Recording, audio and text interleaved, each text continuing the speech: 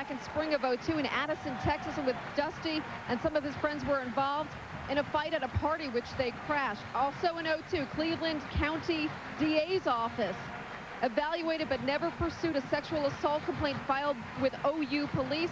OU's SID office refused to comment on these latest allegations. Terry? All right, Sam, so as we turn to Tim Brandt and Terry Bowden right now, guys, we'll start with you, Timmy.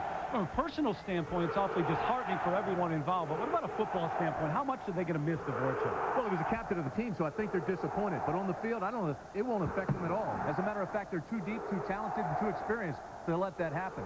Two guys who are playing today, however, are game changers. Let's start with Antonio Perkins, one of the best return guys in the country. He is big, he is fast, he's got great vision.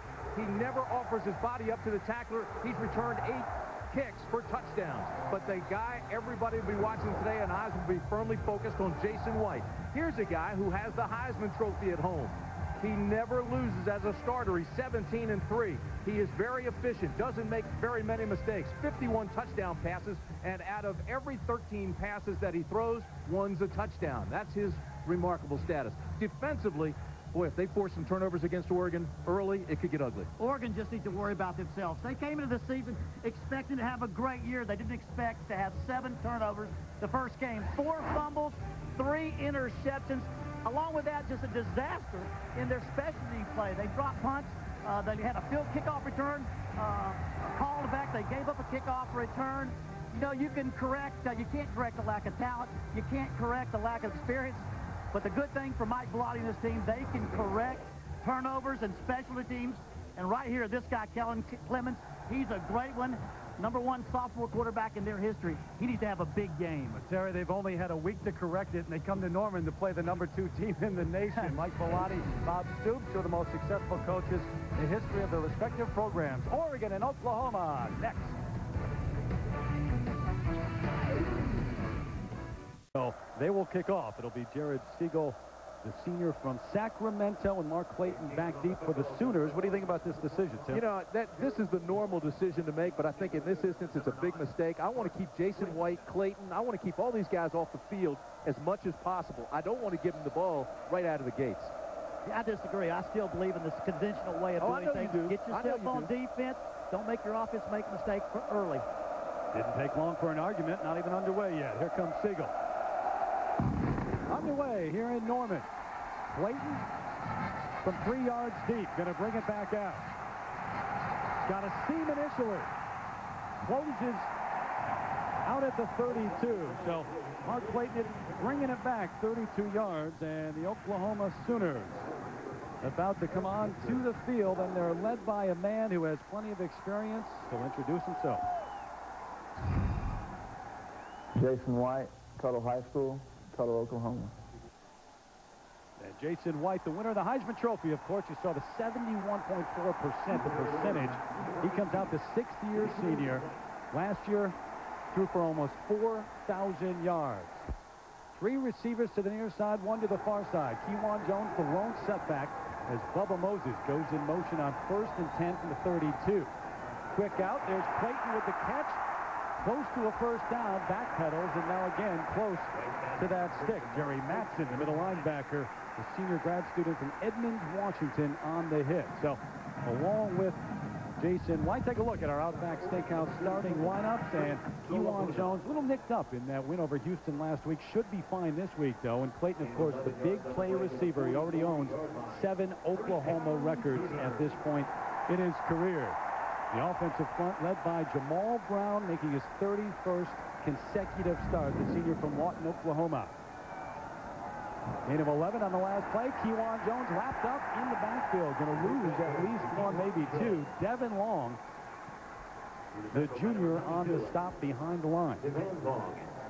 And Long, part of that defensive front for Oregon. Salomono, Valenzuela, Matt Toyina getting a start. Haloti Nada, who missed all of last year with a knee injury, out with a hamstring, although he should play in this game. Matson, the only linebacker with any real experience. Gibson, Tucker, Nelson, and Finnessy, the secondary. Obviously, they'll be tested, see if they can keep up with the speed of the wideouts of Oklahoma. Here comes Kewan Jones looking for a hole, nothing doing. Right at the line of scrimmage and sent backward. Two very good plays by that defense of Oregon. They're trying to do what Coach said, establish themselves here and make Oklahoma drive on long drives and eat up the clock. This is a quick strike offense, so as long as they can keep guys in front of them, make plays like this, they'll be able to stick in this ball game. Yeah, Oklahoma has made emphasis on being a better running team. Those two plays were stuffed by Oregon. Oklahoma wants to run very well early. 3rd and 11 now for the Sooners. Again, trips to the near side. There goes Moses in motion. Long count for White. Plenty of time for the 6th-year senior. Flushed out now, though, and throws it away under pressure. He had time initially, Coach. Well, he did have time, but the mobility that he now has gives him more time. I think the thing that Oklahoma saw last year, the receivers got open. Right there, Oregon's secondary did a great job of covering all the pass receivers. So by deferring, it now turns out pretty well for Oregon. But this is where Jason White, when he starts to scramble, looks for number 9, Clayton. Can't find him. Nobody's there. They're playing a soft 3-deep cover. They're trying to keep everybody in front of them. That's a good defensive stand by the Ducks. Blake Ferguson to punt and back deep. Aaron Gibson, one of the men who could not handle the punt last year. Had 2 early on, as Terry said. 2 drop punts. Gibson, their catch at his own 24. So a punt of 33 yards from Ferguson, and the offense will start outside their own 25, and they are led by a man who is a junior at Oregon. Kellen Clemens from Burns, Oregon. I played at Burns High School. And he had the most prolific sophomore season of any Oregon quarterback, and you're talking about some good ones in the history of this program. He surpassed Dan Fouts of all guys, our own ABC, Dan Fouts. Not bad, but in the first game against Indiana, 3 interceptions in that game and also a fumble. And by his own admission, he did not play well at all. Marcus Maxwell in motion, straight drop, gonna swing it out to Terrence Whitehead, tripped up right at the line of scrimmage. And there's the man, Antonio Perkins, the senior from Lawton, Oklahoma. So along with Clemens, check out the rest of our Outback Steakhouse starting lineup. Terrence Whitehead sharing time with Kenny Washington in the backfield. Dante Rosario had 5 catches a week ago. Marcus Maxwell, a big play receiver. Tim Day, the tight end. They'll throw to him a lot today. Adam Snyder leading the way on the offensive line. All Pac-10 first team last season. Terry, Oklahoma's defense has given up only 1 big drive and 1 big play in 2 games. It is a solid defensive unit. Here comes Whitehead. A hole initially, but it closes quickly. Good look at the speed of this Oklahoma defense. There's Rufus Alexander, who's been outstanding so far, made the initial hit. The defensive line a little bit different than Sooner fans are used to seeing. Dusty Voracek, we told you about him being dismissed from the team. So it's Pendleton and Magruder inside. Cody and Jackson, 2 of the best at the defensive end spots. Alexander, Mitchell back off that knee injury, and Clint Ingram, the linebackers, and Rodney Poole, the leading tackler on this team so far this season. 3rd and 6. Clemens under center. Quick throw, almost picked off, and then almost caught by Demetrius Williams. Well, these corners for Oklahoma, they're outstanding. Their secondary are so quick, it's very hard to throw a pass on. They don't get you to get open very much. You're always tightly covered. Watch this right here with Batsy.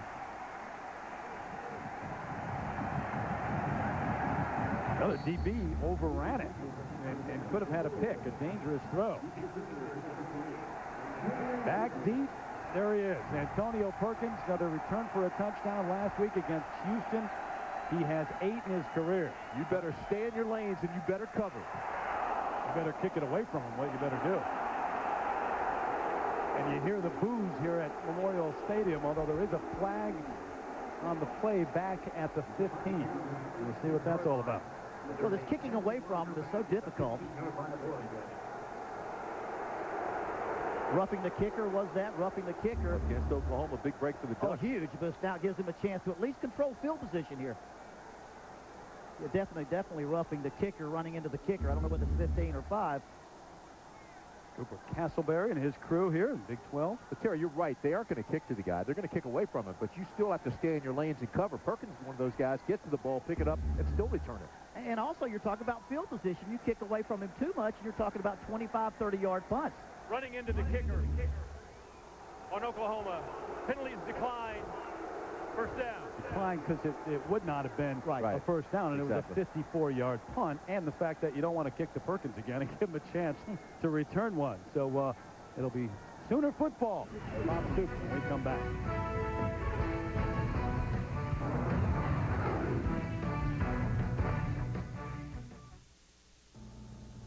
Restlessness most often besets the younger sibling. Manifestations can include tomfoolery and mischief.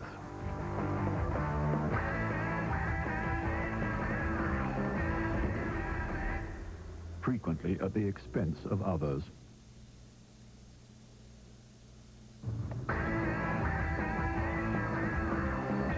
Cobalt, the new commotion coming to the Chevy family. If you talk on the phone as much as I... Hold on. Hello? Yeah. Can I call you back? Okay. Singular has a plan. Mom? Hi. No way. Yeah. As I was saying. At Singular, get our best deal ever. 1,000 nationwide anytime minutes, including rollover. Just $39.99. Hurry in and get a new Motorola camera phone. I call it my... I gotta take this plan. Come in to find out how Singular fits you best. This is our house. Everything you have trained for your entire life has prepared you for this moment. All I want to talk about is how big they are. And then listen to the end they knocked us off. Well, when they come in here, they got to play our game in our house, and nobody beats us in our house.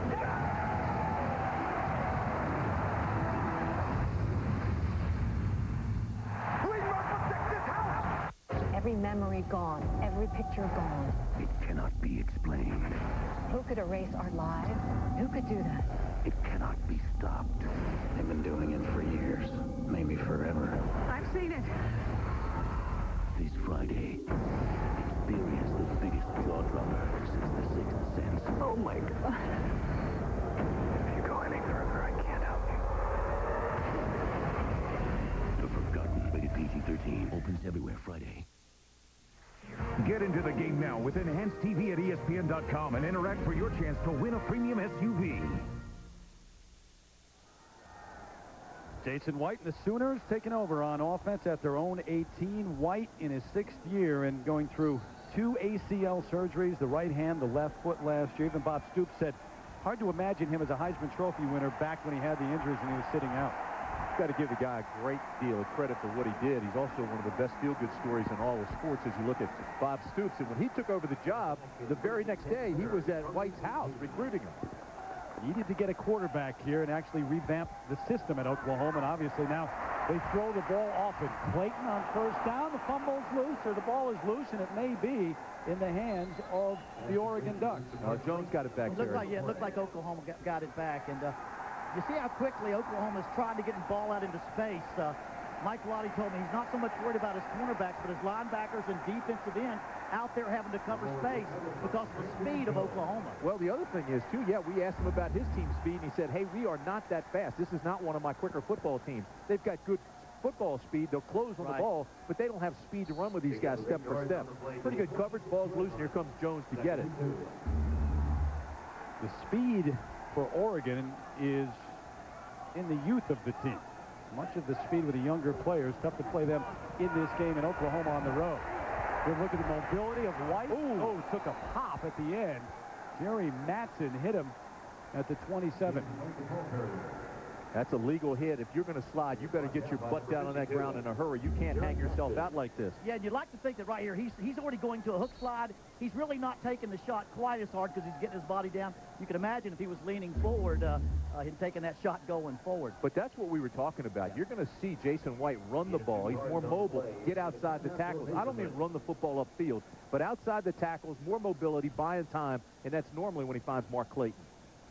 He didn't say he's as mobile as he was before the injury. He can get out just better. He's a smarter. Right. But not fast enough maybe to outrun people like there and not get the first down. Well shy of the first down. Bob Stoops with the best winning percentage ever through his tenure, at least in the Oklahoma program. You look at the other Bs, Bud and Barry. That's impressive. How about this? Oklahoma's been successful 70% of the time on third down conversions this year. Mike Bellotti, the head coach of the Oregon Ducks in his 10th year, 75-35 his record, and they have won more games than any other Pac-10 team during that time. So it's 3rd and 1 for the Sooners as they operate out of the I. Kewan Jones, the tailback. Going to run him straight ahead. He's got the first down near the 30-yard line. Best offensive line in the nation. There's no question in my mind. Best offensive line in the nation. And when you're successful that much on 3rd down conversions, it just opens up the playbook for Jason White. Send it back to New York very quickly to John Saunders. Terry, for the Taco Bell update, we move to the SEC, LSU and Auburn. Marcus Reynolds, 9 yards to Dwayne Poe, and missed the point after, so LSU has a 6-0 lead. Tackle to the left side, a gain of about 2 for Kewan Jones. So, Tim, if they've got the best offensive line in the country, they've got the returning Heisman Trophy winner, and maybe as good a wide receiver core as anyone in the country. It's not a bad offense. No, and that's what I was saying earlier. I really believe this team is better than the Oklahoma team that won the national championship. I agree with you on offense. Defense, they lose Lehman, they lose Harris, they lose Strait. I don't think they have the leadership on defense yet. They could be the best defense, but they're not yet. And now Dvorak is out for the season, dismissed from the team. 2nd and 8. Going to run it over the right side. Kewan Jones, strong running up near the 40-yard line, near another Sooner first down. Good block from J.D. Reynolds, the fullback. It was Matson who made the play. You know, if you're Oregon, you think, don't turn the ball over. You know, don't make any give them up big plays and make Oklahoma drive the field like this. At least keep you in the ball game for the second half. On the play to the 39-yard line, where it brings up 3rd and 1. But on a day like today, temperature in the mid-90s, you also don't want to see your defense on the field for great lengths of time. 3rd and 1. Moses in motion to the near. Here comes Jones. Big hole for Kewan Jones, and easy running up to the 44. Another first down for the Sooners. Oklahoma averaging better than 50 points a game, 540 total yards in their 2 wins against Bowling Green and Houston. Watch this. We're talking about the offensive line. Stop it right there. You look at everybody shading down this way. You bring the guard back this way. The running lane straight up here. It's perfect. Look at this. How good is that, Coach? That's the second short yardage that they just dominated. That goes to what you said about that offensive line, Timmy. Willie Roberts now in at tight end out of the shotgun on first down. White taking a shot, got a man. Oregon territory complete. Mark Clayton, 3rd catch of the afternoon already. 13th catch of the year already. Average of 16 yards a catch. You know, this is a first-rounder, and I know, again, Coach, you don't agree with me, but he is projected by so many NFL scouts to be a first-rounder next spring. The guy does so many things. Now, he lacks size, but he does so many things, and you put him in the slot where he's got the whole field to work, it's almost impossible to stop him. Well, he's just a guy that made himself by hard work. Hard work is what's taken him over the top. He's a great player. He'll play in the NFL, but I don't think it's just pure natural talent. He does it by hard work. The only doubt is the size. 5'11", 187, the senior is. It's a break here after the gain of 20, and here comes Jones bouncing outside. Look at the speed of Kewan Jones inside the 30 and down to the 26-yard line. You know, when he watches the tape, he's going to think, why did I cut outside? If I had to cut it back inside and against the grain, it would have been like running downhill. Yeah, and both coaches really are getting what they want. Look at this drive right here. There's what you're talking about. Right there, stick it up south, north-south. Had he gone left there instead of right, I'm telling you, there was a huge hole. He also had, I guess it was Vince Carter out in front of him. Kewan Jones, not the leading rusher on this Oklahoma squad. It's Adrian Peterson, the all-everything freshman from Palestine, Texas. He's in the game right now. Straight drop for White, looking to the end zone. Jones is there, just outside the 6. High into the air goes Brandon Jones for the reception. 1st and goal, Sooners.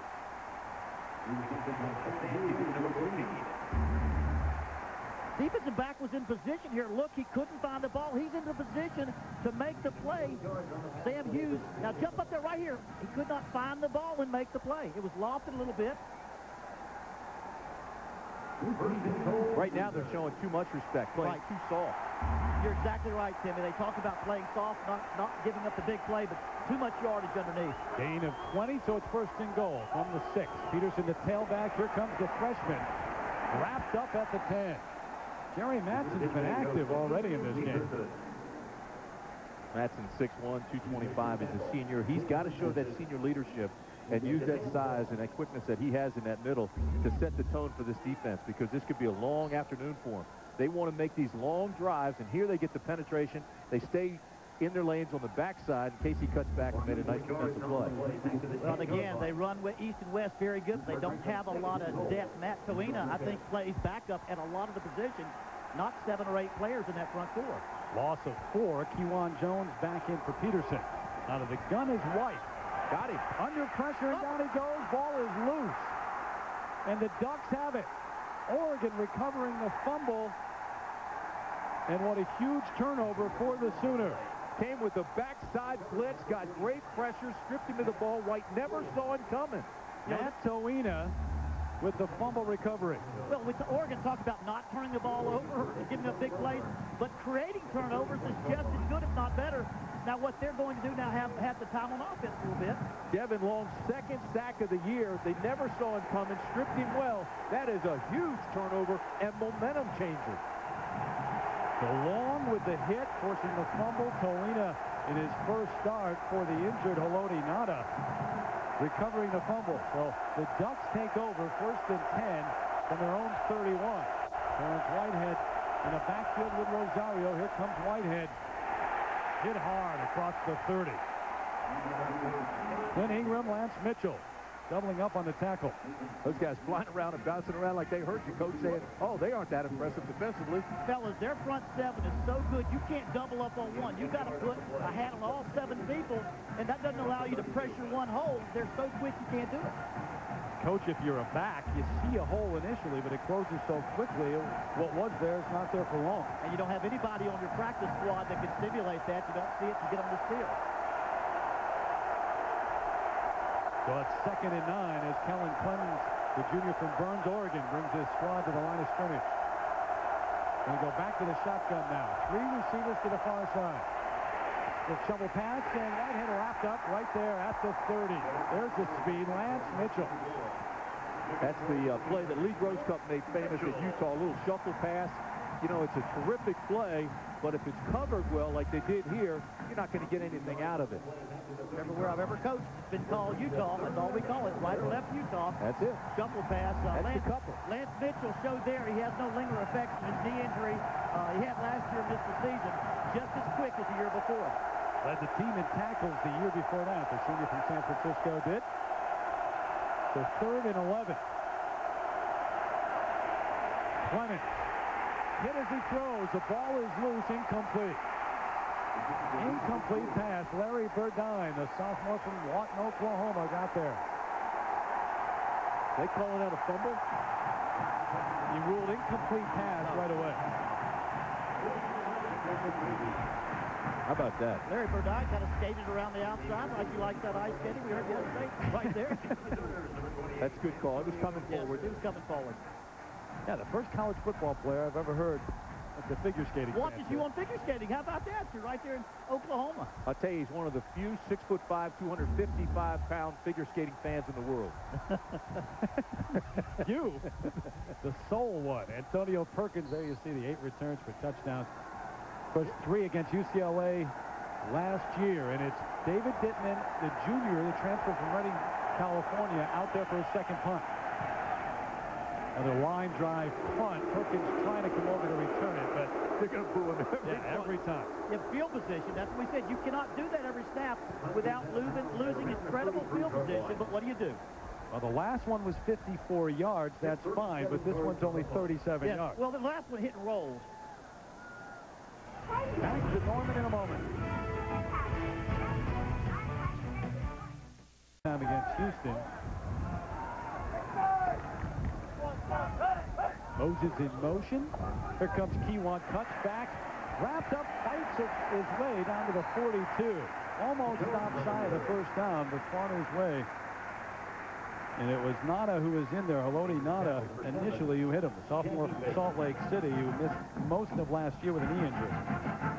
Reminder, at the conclusion of today's game, we'll select the Chevrolet player of the game from each team. Chevrolet will make a $1,000 contribution to each university's general scholarship fund. Here comes your history lesson, fellas. Oklahoma has never lost to Oregon in its history. Is that a true or false? Oh, that's a fact. I'm waiting for something else. That's a fact. 4-0 against them. White looking for Peoples, overthrows the intended. Had it wide open there. Should have made the completion right there. Number 29. Defending on the play, number 31.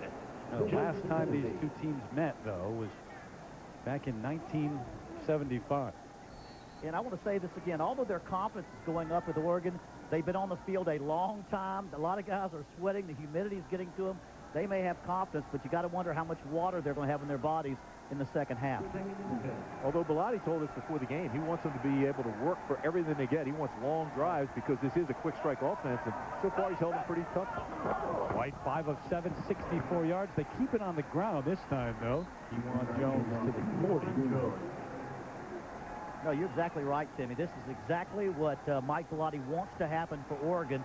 Everything is hard to get. When it's hard to get, it takes time. If you come into this game and you know that under Bob Stoops, Oklahoma's had 187 scoring drives of 2 minutes or less, you say, if we can make them earn for every inch they get here, we're doing okay. Over 100 points in their first 2 games this year. They can score points. 3rd and 9, and so a 4-receiver set. White out of the gun. Behind, tossed it out. Here's his back. Kewan Jones got a load of room. Run out of bounds inside the 20 at the 17 by Justin Finney. Boy, that was set up so nicely.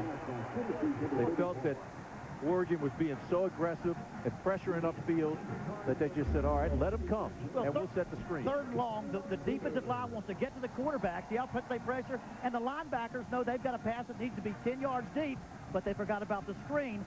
It takes advantage of deep drops and quick pass rush. Separation between defensive linemen and the secondary. Nice block. And now it's just how much he can get. Gain of 23 for Kewan. So 1st and 10 at the 18. Gets the call on the ground and fights his way for maybe 1.5 yards, 2 yards. David Fayeteta on the hit. Freshman from Medford, Oregon. A lot of youngsters on this team for the Oregon Ducks. Lost 7 starters off this defense, a couple to the NFL. 2 off the defensive line early in the 2nd round, and the coaches felt like their defensive line, though, would again be the strength of their defense. Great tradition of defensive line with Oregon. Brings up 2nd and 9. Peterson in for Jones.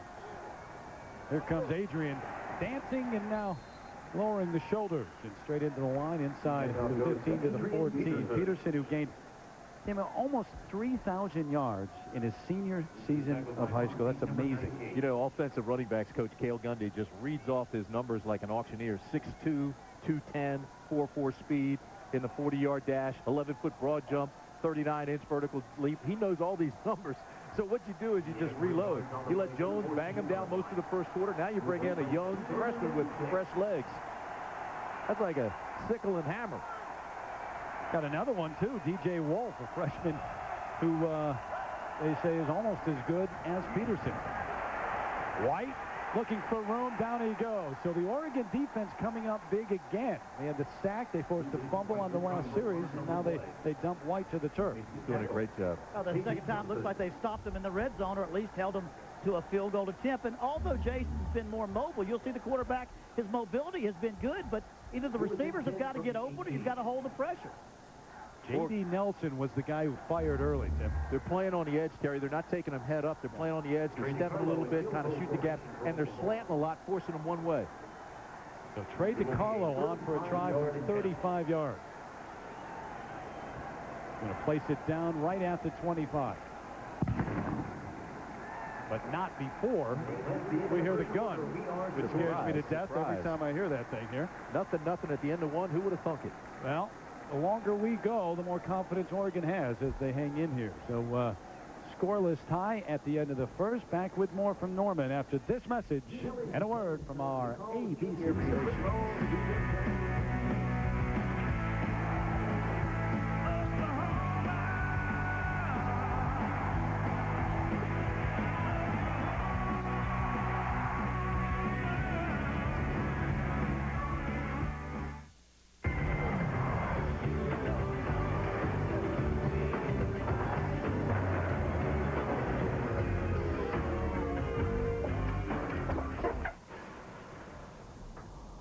Fill up the tank. The new Silverado half-ton crew has more standard horsepower, more torque, and more towing capacity than Ford or Dodge. It's never happened. Chevy Silverado, an American revolution. Now you can play all the Star Wars battles any way you want.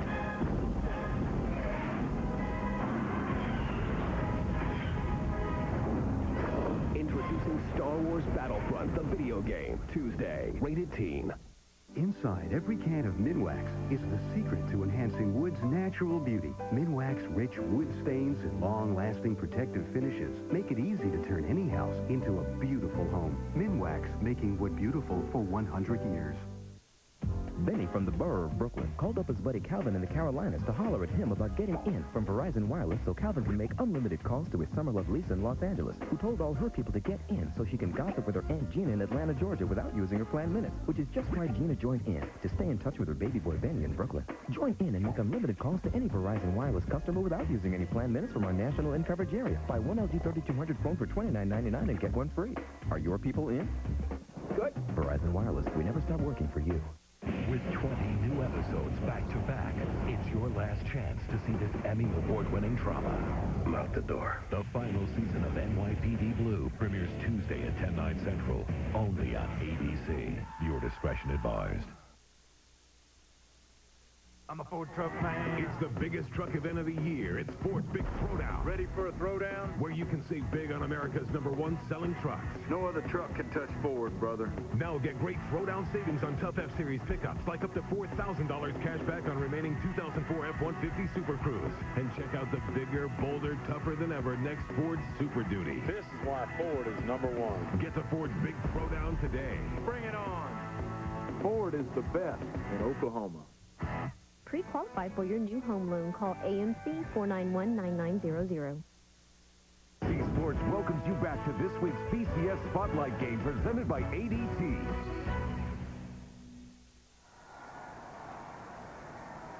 Back in Norman for the start of the second quarter, and Trey DiCarlo about to let fly with a 35-yard field goal try. Last week, Oregon at this time in their opener against Indiana, at the end of the first quarter, they were down 20-0. And now here on the road in Norman, it's a scoreless tie at the end of the first. Yeah, they had I want to say, 2 fumble punts and a fumble quarterback, an interception, quarterback fumble and an interception. They have no turnovers so far. DiCarlo almost blocked, but he gets it up, and it is good. So the junior from Carrollton, Texas, putting the Sooners on the board first. He's money. He's money. Single-season NCAA record holder with 74 PATs last season. Field goals, as you mentioned, now he's 3 for 4 on the year. He is just a solid kicker.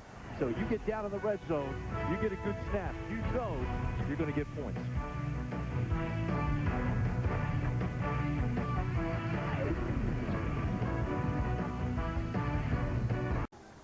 On a hot day here in Norman, we welcome you back to the BCS Spotlight Game presented by ADT. The Sooners on the board first with the field goal, 35 yards from Trey DiCarlo, and he will now kick off to Ryan Shaw and Kenny Washington back deep for the Ducks, who have to be feeling pretty good about themselves right now here on the road, Terry. Exactly. They had such a poor game to start with last week. We mentioned already the 7 turnovers, but they're underdogs, so big underdogs. To be close right now is a confidence builder. You saw number 20, Kenny Washington there. He had a 100-yard touchdown return back last week. Pac-10 first-team kick returner of the year last year. That's how you beat it. Yes. That's how you stop it. Neither he nor Ryan Shaw with a chance to return that one from DiCarlo. They're bringing it out to the 20, and we send it down to Sam Ryan. All right, Terry, you guys were talking about the heat, an issue here today. High 90s in Norman, but look at this on the field, 110 degrees. This is hot. This is something that Coach Mike Bellani, the Oregon Ducks, was concerned about earlier in the week. I spoke to their head trainer. He said they started hydrating the players on Monday. They monitored their weight charts just to make sure nobody was slacking on the fluids. They brought extra IV fluids and electrolyte tablets in case there's a problem, guys. Sam, it was only 64 degrees when they left Eugene yesterday. I don't think Sam sweats, you know. I died on the field yesterday. I was soaking wet. She's so cool. You sweat in the cooler. Clements on the run, gonna flip it out. Big hit as Rosario caught it and took the punishment for it, but a guy who certainly is a solid receiver for this Oregon Duck offense. We go back to John in New York. Making the stop for the Well, Terry, it's time for Craig James' Pontiac team changing from form. You think so, big man? Well, Rasheed Marshall gets Chris Henry in the end zone. West Virginia, in the past 4 years, couldn't deal with Maryland. Today, Maryland 5 turnovers. West Virginia took care of. They get the win in overtime after Maryland had got a field goal on their first chance. Johnny got a little heated here in the booth. Come on, fellas. Don't beat up with Maryland. Maryland's got 36 guys with 4 years of eligibility left. They're pups. Can you tell Timmy's a Maryland grad? Let's go Mountaineers. Tim Day, the tight end on the catch across the 30 out to the 33. They will utilize Day often in this game. A gain of 9. Well, couldn't have been any closer for you two guys. I had to separate you a couple times, though. There's going to be some couches burning in the streets of Morgantown. Hey, that's my home now. Come on. It. I've been there many a time. He's got a big target, Tim Day. You heard McNabb say last week, hey, guy's 6'4", he's always open. Coming off that foot surgery, and he was questionable coming into the season. Maxwell in motion. They operate out of the eye. And they're going to run it over the right side, stumbling ahead of the 35 to the 37. And that was Terrence Whitehead, the junior from L.A., Crenshaw High School in Los Angeles. Well, you know, you talk about Oregon's offense preparing for Oklahoma. They didn't look at Bowling Green or Houston. They went back and looked at Kansas State, LSU, two-back offenses that run the football and do the things they do. And that's what they saw. When the players saw those, they saw two teams that also won the football game. Temperature continues to rise. Look at that thing. 2nd and 8 for the Ducks.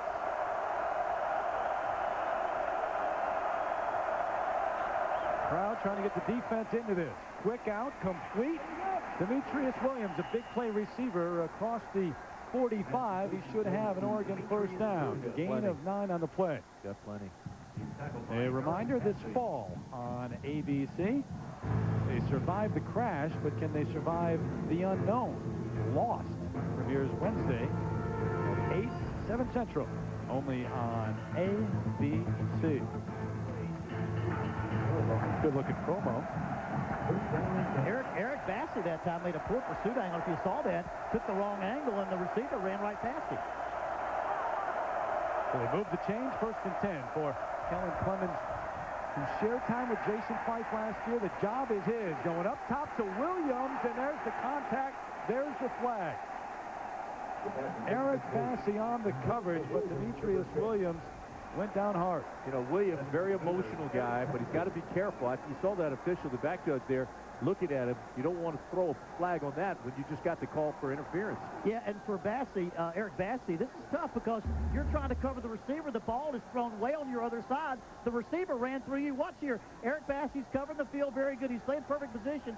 Well, watch the ball thrown past him to the other side. The receiver runs into him. Pass interference on number 13 of the defense. 15 yards from the previous spot.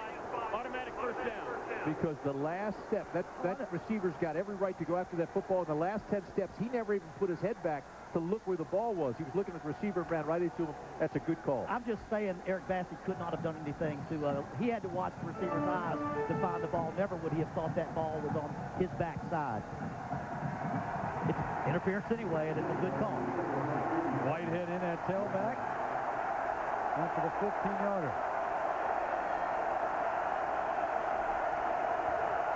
They spot it just inside the 40. Clements with time. He's had plenty of that. Williams just driven out of bounds.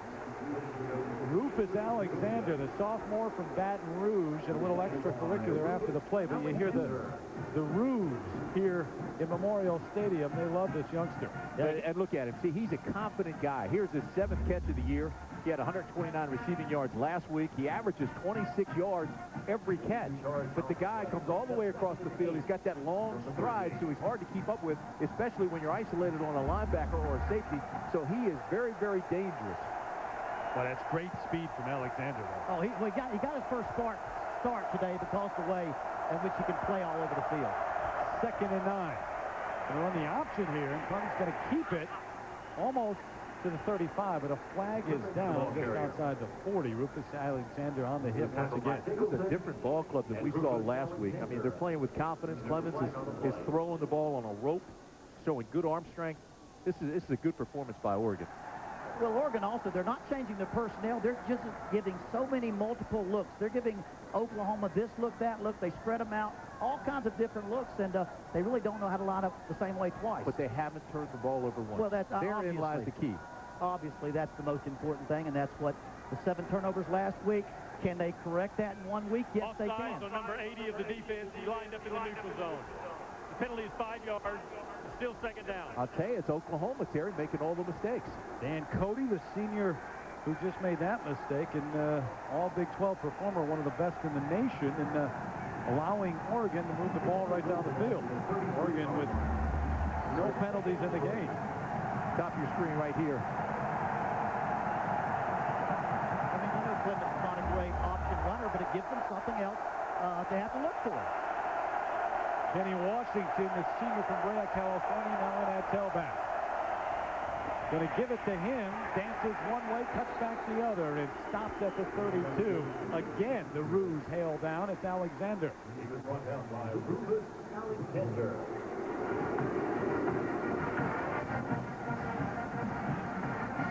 Load them up, boys. Yeah. Come in and just load them up. Look like you're going to go right in between the tackles, and then maybe just slice at that 9 technique. What do you like on 3rd and 3? I like to get off that. I like Tim Day. I like to fake the play action. That big tight end. The tight end position has always been big with Oregon. Tim Day, number 85. Let's see if he's part of this. They've had some great ones through the year. Quick drop, quick throw, complete. First down, big hit at the 27, but what a catch. Marcus Maxwell, he held on to it. Well, they had two receivers hooking out. It was either going to beat Tim Day, and if they covered him, it was going to be Maxwell, the wide receiver. Or was that Williams? Maxwell with the catch. Maxwell? Senior from Hercules, California. You come from a town named Hercules, you got to be a football player.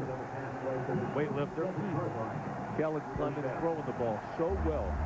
That formation, they created some space by formation. Washington again in that tailback for Whitehead. Give it to him on the draw. Big hole initially to the 23. It closes quickly there, but the Ducks continue to move it. There's a late flag back at the 16. It's a personal foul on somebody that late. We don't know which side. We'll have to wait for the official. Came out of the secondary.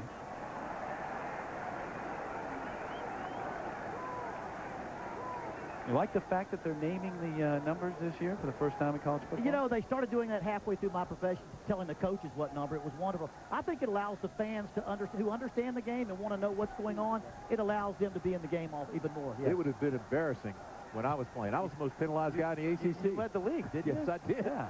Get that brand out of there. And a cheap shot artist. Get that brand out of there. No, it's good for the game. It's good for those who watch on TV. Those in the stands get a chance to decide for themselves who broke down, where the play broke down. There was no foul on the play. Boy, the Boo Birds out today, huh? They're either ruse or booze. Right now they're booze. Took a long time to decide that, but Clements looking at the sideline, get the call. It's 2nd and 6. Now, if you're the quarterback, your mindset is, we're down here, we've got to get points. We're in the red zone, we've got to get points, but you can't turn the ball over. Yeah. I'd like to pass here and the run on 3rd down. I love it. Going to keep it on the ground. Washington trying to get outside, can't get there, and there's another face mask late. It's face mask against Oklahoma, and it's going to be Burdine. 2nd down, though, if you're trying to get 6 points instead of 3, It's a great play action down. That was the other way. The penalty was the other way, I guess. Pointed at Oregon. Did they really? Watch this. Watch Verdine come in. Actually, he had the back of the helmet. Yeah, That's a legal play. That's a legal play. No, you can grab the helmet. I don't think you can grab the helmet. Can't grab the face mask. The face mask, I know. I guess so. Maybe a hold against Oregon. What the call Grabbing is. the face mask by the offense, number 55. Are you kidding me? Penalty 15 yards and replay second down. Wow. Oh, Mike Belotti's saying, where was that? I saw Verdine do it, but so Anoka Lucas, the center, is called for the face mask. Hey, fellas, this is a terrific football game. Both teams playing well. Let's try to show this thing, and where's the face mask? They went face mask to face mask. There it is, his right hand. His right hand, yeah. For Verdine. Yeah, I can see it. The center got his hand. He's trying to push off on the shoulder pads. His hand slid right up into the face. Quick moment that his finger was on there, but good call by the official. So, second and long. Clements under pressure just throws this one away. Garen Strong was there, but he threw it out of bounds. Dante Nicholson was all over it. It was a great call. Last week. See what he's saying? He's saying he was still in the pocket. He was still in the pocket. Let's see if he gets out of the tackle box. He can't throw it like that unless he's out of the tackle box. Pretty close. Yeah, but you know what's good about this? Last week, he threw interceptions. When it wasn't there, he forced it. Although I thought they called it. Yeah, you know what? The receiver was over there. He had to throw over the defender. Oh, I don't know. Tim Strong was there, but he threw it about 4 rows deep into the stand. Boy, it's close to. Now you're out of field goal range. Yeah. You got to call that. I think you got to call that because he threw it so high up he wasn't trying to throw near his receiver. Intentional grounding on the offense. There was no receiver in the area, and the passer was still in the pocket. It's a loss of down, third down. Bob Stoops made that call. You think? You saw it. Right away, you could read his lips. We had a great picture of it. And there was a receiver over on the sideline. Maybe not in the third row. Yeah, I was going to say, if you throw it 40 yards over his head, I'm not sure that's in the area. And Belotti's right. He's yelling at him saying that was a late flag, and you let Stoops call it. Here's your receiver right here. He's near the tackle box. Here comes the pass over here. I think Mike Belotti's got it. He's got a good reason to be upset. Yeah, there was a receiver there. Garen Strong was there, but it's going to bring up 3rd and 32. Remember, the Ducks were knocking on the door just a few moments ago.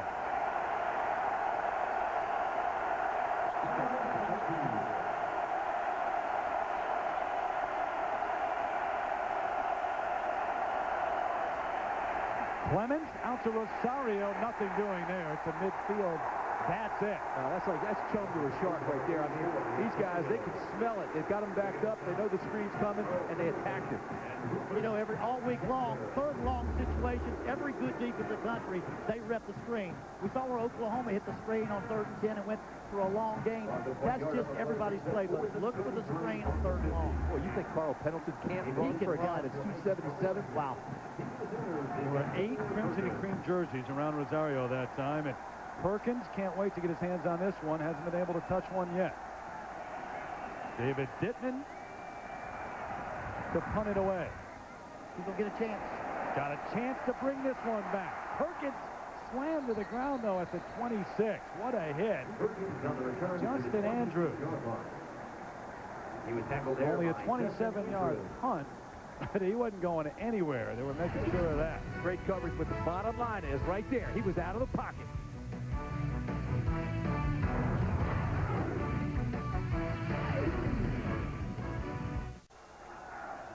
This is what Terry Bowden needs on the road with him at all times, to keep the sweats away. How about that? Those are cool-down caps. Well, we talked about the humidity problem. They're going to try to prevent it, be preventative in this, and get it before it happens. All these headgears are icing down and lowering the temperature, and keeping that head cool is awful big. Don't want any hot heads. 96 degrees here. Although the clouds have rolled in a little bit, so I think the sun has gone down at least for the moment. White looking back. That's Dante Hickson who catches it in the backfield, and The ball's loose, but after the whistle. Marquise Benz made a great play, Terry. He read it from the get-go. It was a backside screen. He read it. He reacted. He made the tackle one-on-one. This is perfect. You know, they play smart. You talk about a fast defense. This defense doesn't necessarily have speed. They have accuracy of movement. They go the right direction quickly. The only thing is, as a coach, you tell him, all right, keep your feet, though. He went to his knees on the tackle. Keep your feet, run through him, but that was one heck of a football play. Oregon is recognizing the fast defense because of how quickly they get the ball. They don't have the great speed like Oklahoma. Clayton goes in motion. Hickson again in at tailback. Out of the gun is White. Quick throw right through the hands of Travis Wilson. Should have had it. Well, time now for our Aflac trivia question. Last time these two teams met, here's your question. How many pass attempts did Oklahoma quarterback Dean Blevins, former colleague of ours, have in that game? There's a reason why Jason White is setting records at Oklahoma, and why part of the answer to that question. That's right. Got to be looking for number 9 right here, Mark Clayton. 3rd and 13, again out of the gun. Looking for Bradley this time. He's got it at the 40. Nice catch. He stayed inbounds. Mark Bradley, the senior transfer from Pine Bluff, Arkansas. But, you know, he had Mark Clayton open right below him. I thought he was going to Mark Clayton, but he had both of them open, went for the deeper route. A little tougher completion, but he gets it to him. Runs him off. It's a good play here by the DB, though. Stayed with him. That's a great throw and a great catch because the coverage was perfect by Gibson. Well, they blitzed the secondary and did not get to the quarterback on time. When you do that, you're going to get somebody open. Gain of 17. He wasn't open by much. No, number 8 was. Flags before the play. Adrian Peterson going to come back. I mean, if you're that DB and you're the coach, you tell him, hey, that's great coverage, son. You're going to get one of those. You'll pick it off. Not much more you can do. Well, that was just a perfect throw. Mark Clayton was prior to the snap, a false start on number 52 of the offense. Penalty is 5 yards. Still first down. No, Mark Clayton was the receiver that was wide open. He just wanted to get the longer yardage, so he had to throw it perfect.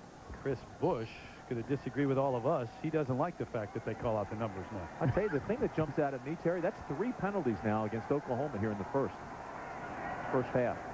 Well, you saw Jason White miss the pass a little bit high. They're just a little bit off. Inside give. Peterson with a big hole. Bouncing outside. Cross the 40, run out of bounds. Inside the 35, the freshman Adrian Peterson. Gain of 32 and a key block from Jamal Brown to spring him. The key for Oregon is that they haven't given up big plays. The reason it's only 3-0. Oklahoma has had no plays over 25 yards until now. The freshman Adrian Peterson. Here's his read. These guys cheat up at the line. Watch. Just before the snap, they'll all come up on the line of scrimmage. Watch this. Here they come.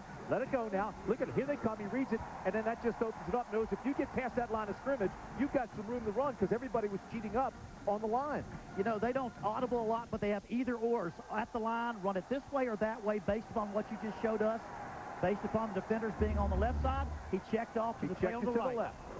Peterson on first down, ahead for maybe one. Inside handoff to Adrian Peterson. Barry Matson on the stop. Making the tackle number 37. Grad student from Edmonds, Washington. Already has his degree in business.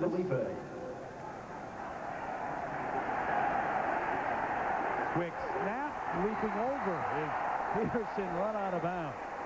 Well, here's a guy who's 6'2", 210, a true freshman who comes in along with DJ Wolf, another true freshman.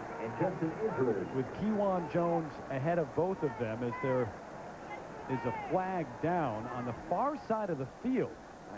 Terry, everybody in Oklahoma is anxious to see Peterson find the confidence he had in high school. Number 1 player in the nation last year, ran for 32 touchdowns. He is special. But, you know, he's fit in very well with the team. You got Kewan Jones. You don't just set him down. They're still got the first teamer, the young guy coming up. They're going to trade reps, so it's not like he has to move to first team. Let's just share the reps, be a team. They'll also use DJ Wolf. But that's what I'm talking about, building the confidence. Right. And that'll come with time, but the reps are very important. I mean, the guy bench presses the world. He's only a freshman. And, Terry, you mentioned he's 210, 6'2", 210. And you talk to his teammates like Jason White, and he said yesterday, with all the raw talent, remember, he is still learning.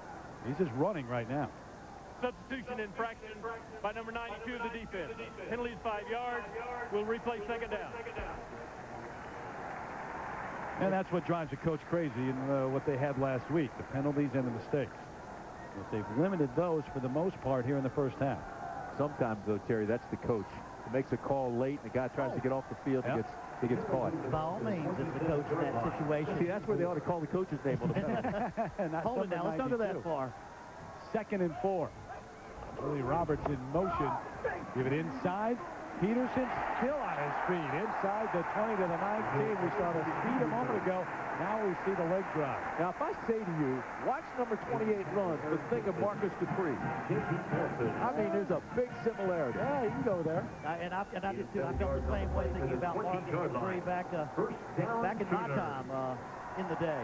He reminds me so much of Marcus Dupree. But a freshman can play earlier at running back because so much of that is instinctive. You can't coach this stuff here. That's instinctive. The maturity comes in just handling the pressure of playing in front of all these people on national TV. Gain of 7. 1st and 10. White looking to the air. Peebles almost picked off. And another good play from Marcus Bean. Intended for Will Peebles. Don't forget, coming up on the Valvoline halftime show, John Craig and former Notre Dame All-American Aaron Taylor will have highlights and analysis and pick the mid-major they think has the best shot at a BCS berth. That's Valvoline halftime show coming up. 7:25 left until half. Binge. The numbers for his career, but that doesn't tell the entire story. Plays like what we just saw. Nowhere to go for Hickson. Wrapped up behind the line. Devin Long. Long's playing a great game. He really is. He's coming off the edge. He's stepping. He's making plays. He's getting into gaps.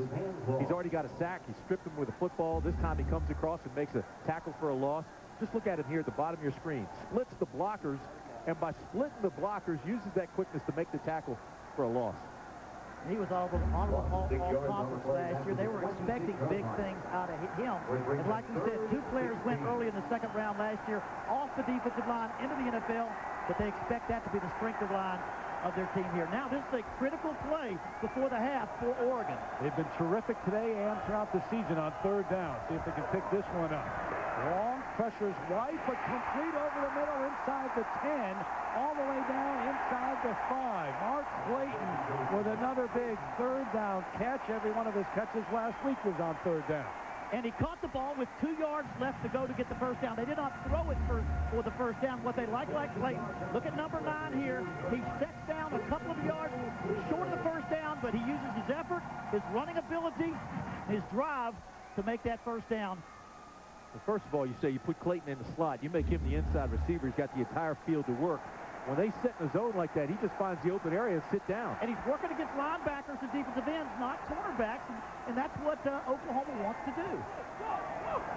1st and goal from the 4. White sends Wilson in motion. Peterson, the backfield, throw to the end zone, touchdown. That's the big tight end, Bubba Moses.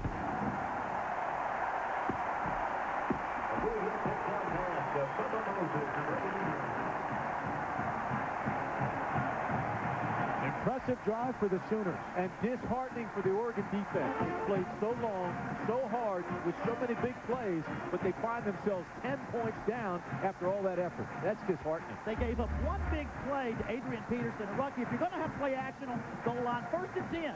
On 1st down is where you want to throw play action because the defense assumes you're going to run the football on 1st down. Great time to throw play action. J.D. Nelson had the tight end, lost it, never covered him. Moses was wide open. But it was the big play that changed things. It changed that drive from a long drive to a short drive. Clayton with the big 3rd down catch. James Bubba Moses with the touchdown. To Carlo on for the extra point. Traded Carlo. Making it 10-0 Oklahoma. We can talk moral victory all you want for Oregon, but you come in 0-1 and you play as well as they have in the first half. They have to be down at this point. It's 10-0 Sooners.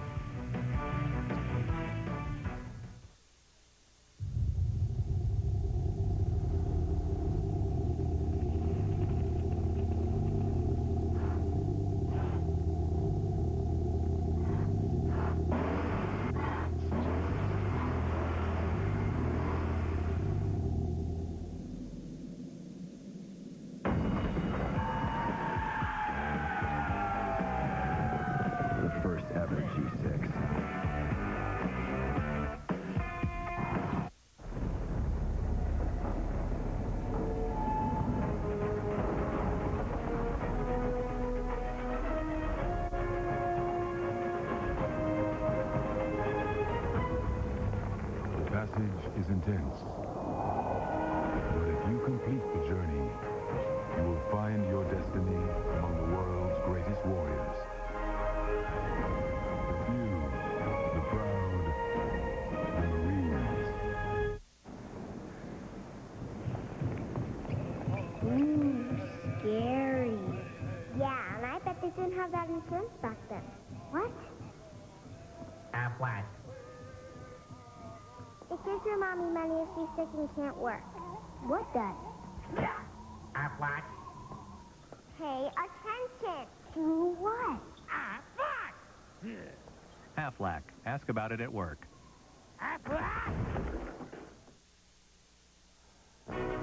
ABC Sports presentation of college football brought to you by Saturn, People First. Gap, how do you wear it?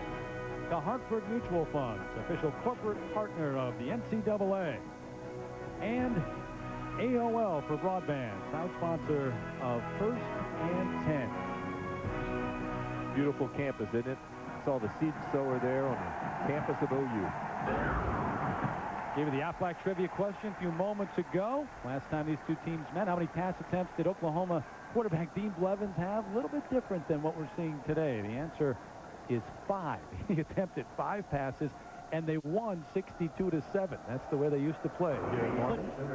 But he had 47 pitches, you know. That's right. That's right. He was a wishbone quarterback. And after those 5 passes, his arm was sore. Number 27. Moses with his first touchdown catch, and the scoring drive, an impressive one. 2.5 minutes off the clock. And White has been right on with most of his passes today. Out of the end zone is Kenny Washington, so they'll bring it out to the 20. 10-0, and it just doesn't seem like it should be 10-0. Oregon playing very well here on the road, but the Sooners have been tough. The Ducks take over when we come back.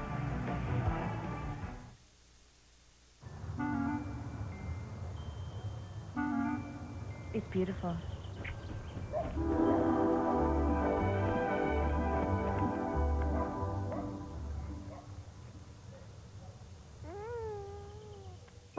Life can change rather quickly.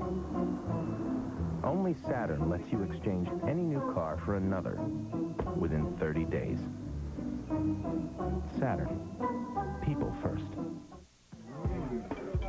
So, where are you going to go from here? Probably the penne with meat sauce. Fettuccine with Alfredo. I meant with your leg. It's Olive Garden's never-ending pasta bowl with new sauces like roasted garlic Alfredo and creamy 4-cheese marinara. Pick one combination of sauce and pasta, then another. Have all you want for just $7.95. Plus, of course, salad and breadsticks. I'm in a really good place right now, Dad. Only at Olive Garden. When you're here, you're family. Assurance in rain means Goodyear's deeply carved aqua chutes propel water away from your tread. Assurance on ice means Goodyear's interlocking treads deliver gripping power. Assurance on dry pavement means Goodyear's reinforced shoulders give you confident maneuvering. The revolutionary new Goodyear Assurance with triple tread technology for assurance in any weather on the wings of Goodyear. He's traveled from Middle Earth to the middle of nowhere. The Lord of the Rings, Dominic Monaghan. Guys, where are we? In the premiere of Lost. Wednesday at 8/7 Central, only on ABC. Oklahoma up 10-0 over Oregon. And, Coach, look at this. 15-13 of time of possession, and then 32 total yards for Oregon. That's it. Well, Oregon has done a great job of keeping this game close. They got to the red zone one time. The face mask, the downing of the ball hurt them. But it's almost like, in a way, they're holding on. And you got to wonder how long they can hold on, because 32 yards of total offense is not a lot to show. Take over first down at their own 20. And Washington finds a hole, knocks the umpire over out at the 30-yard line. Close to a first down.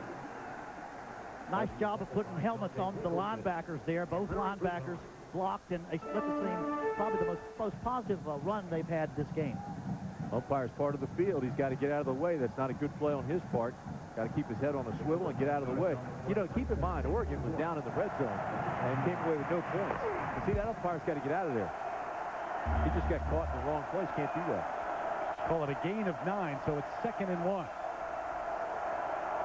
Kellen Clemens going to throw on 2nd and 1. Why not take a shot? He's got his man across the 40 to the 42. It's Tim Day, that big tight end, the junior from Las Vegas. He is so big, and again, he was hurt in preseason. Didn't quite get ready for the first game. Wasn't able to do much. Oregon has always utilized their tight end. They feel like this guy is going to be a great, great player before the end of the season. You mentioned that injury was he had a foot injury, then he had a knee injury. But he's back solid now. You mentioned he's a big target. He's 6'4", 270, but he runs like a receiver. I mean, he's a hawk. That's some great tight ends. You look at the numbers on Clemens, who's been accurate, but Peel and Weaver, Ted Weaver, going on to the NFL. Quick throw behind the line of scrimmage. Quick strike out to the freshman Cameron Colvin, who is from Pittsburgh, California, and De La Salle High School. Coming into this ball game, Kellen Clemens said, this game will show how much character we have as a team. Clemens has taken his team on his shoulders. He's played extremely well here today. He's throwing the ball hard. He's throwing it with confidence. Look at him. He's clapping his hands. He's telling everybody, let's go. He's trying to get points on the board before the half ends. They should have had him before. A couple mental mistakes took him out of field goal range, but they were down deep in Oklahoma territory. How much difference a week makes after all the mistakes last week. And you know, he told us he's still learning his leadership role, the leadership side of it, but last year was huge. He's starting every game, but sharing duties with Jason Fife. They called that last one a lateral, by the way. It was behind the line of scrimmage. Business administration major, very smart guy. Grew up on a ranch with 170 head of cattle and no television set. You got to be kidding me. How do you live? I have 6 children. I couldn't live without a television set. They'd run me out of the house. That ranch has been in his family for 6 generations. Terry, you read when you don't have television sets. What's that? It's not a bad. He's smart. He's a smart guy. Whitehead carrying close to a first down. Are you saying as opposed to? You know what I'm saying. We watch History Channel, okay? we study the TV. Looney Tunes. You better say you watch ABC. ABC all the time. There you go. That's right. We watch ABC News all the time and get our news. Just an average of 2 yards per carry for Whitehead so far here today. They measure, and it is a duck first down. So you got 3:56 left until half, and again they move the chain.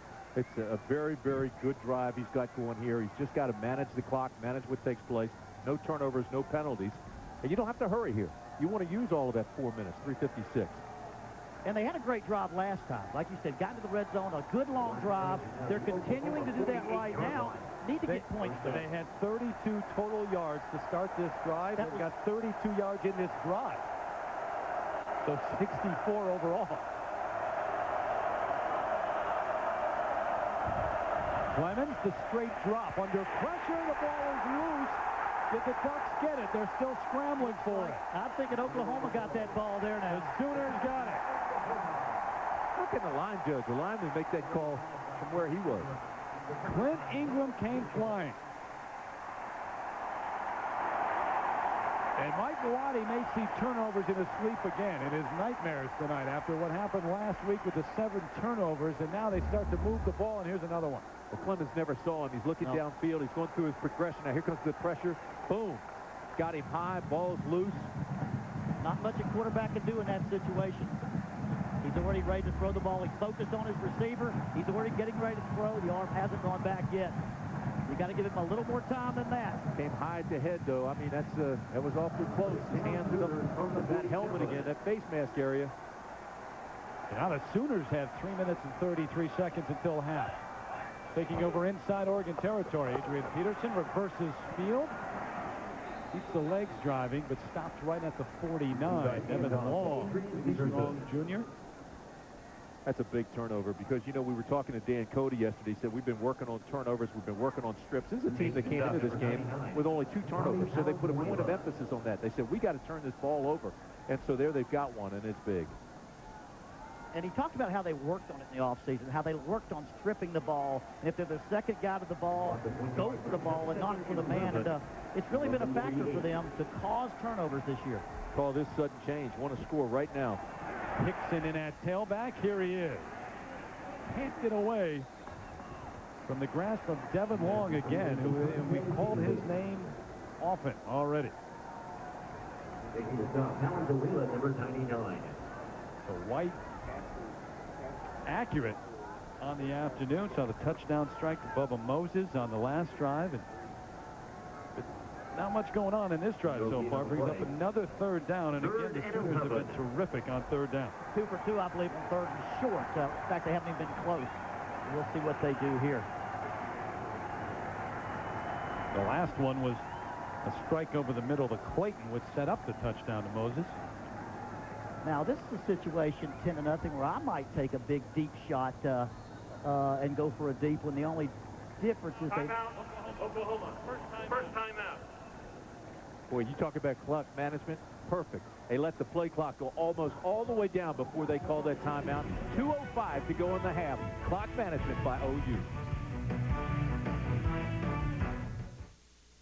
Bob, where are you? Boise. Boise? Where's my proposal? I just sent it to BizHub. BizHub? BizHub's in Boise? BizHub is next to your office. Near the fax machine? BizHub is a fax machine. Fax are needed in color.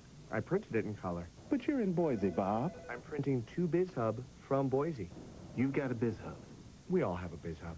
Surprising versatility and amazing affordable color. That's BizHub from Konica Minolta. I got a BizHub? Sport is sport. A foul's a foul. And a bat's a bat, even if it's flat. 10 feet on the west side is 10 feet on the east side. Football is football, unless it's football. Now, a win's a win, a loss is a loss. But no matter what, you better come with it, because it's 90 feet to first, no matter where home is.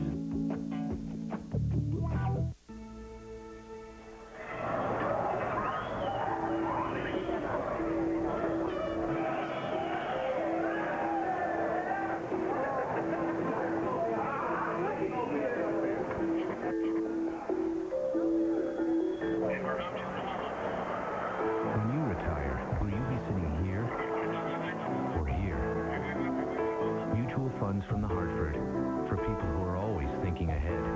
Ask your advisor. Take a look at the Pacific Life game summary. This game's closer than it looks on the scoreboard, but this play was huge. White, he goes to Clayton. They're down in the red zone. White gets him back up to the line of scrimmage, finds his tight end. The safety missed him. Tight end slides back into the end zone, and touchdown, Jason White. And it's 10-0 Oklahoma. How good have the Sooners been on third down? 6 of 8 on third down today. The last two conversions were 3rd and 13 and 3rd and 16. So this is the 3rd, and we'll call it 10, a long 10. Out of the gun. Under pressure, down he goes. So 6 of 9 on third down now. Jerry Mattson all over Jason White. Between Mattson and Long, those two Ducks have been playing extremely well all day. 3rd and inches, though. I mean, after the sack, there's a sack by Mattson. 3rd and inches, fake the ball and throw deep. Don't jump in the gun. But you see what they did there, Coach? They ran a twist, little behind stunt. Mattson came free. Nobody ever picked him up. Untouched. Aaron Gibson back deep, waiting for the punt from Blake Ferguson. So they picked up the first downs on 3rd and 13 and 3rd and 16, but couldn't do it on 3rd and 10. Long count. End over end punt. Can he get there? No, all the way into the end zone. They'll bring it out to the 20. 58-yard punt. We'd like to get a couple of those back. Don't forget, we got the Valvoline halftime show coming your way with John, Craig, and Aaron in just a few moments. We'll take a look at who they think the mid-major will be that has the best shot at a BCS berth. John handling the ball awfully well for a big guy. How about this big guy handling the ball? At the Heisman post? That's all right. We're thrilled to have Terry out of the studio. Made the traveling squad. We got him with him up here in the booth. I'm back in the middle, folks. Love it. Out to the real world. To the X and Owen place. We got to call it like it is. Ducks, X and O this. How do you get points on the board for the Ducks? Yeah, I got a minute 9 now. They take over 1st and 10 at the 20. Rosario, the lone setback.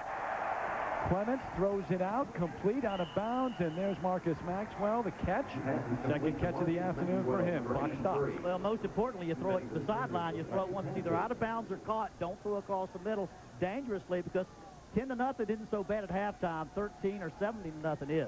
No, I tell you, you guys are all over it, though. Work those corners. Work those corners. Why? Because Perkins is basically the cornerbacks for Oklahoma are both 6 feet.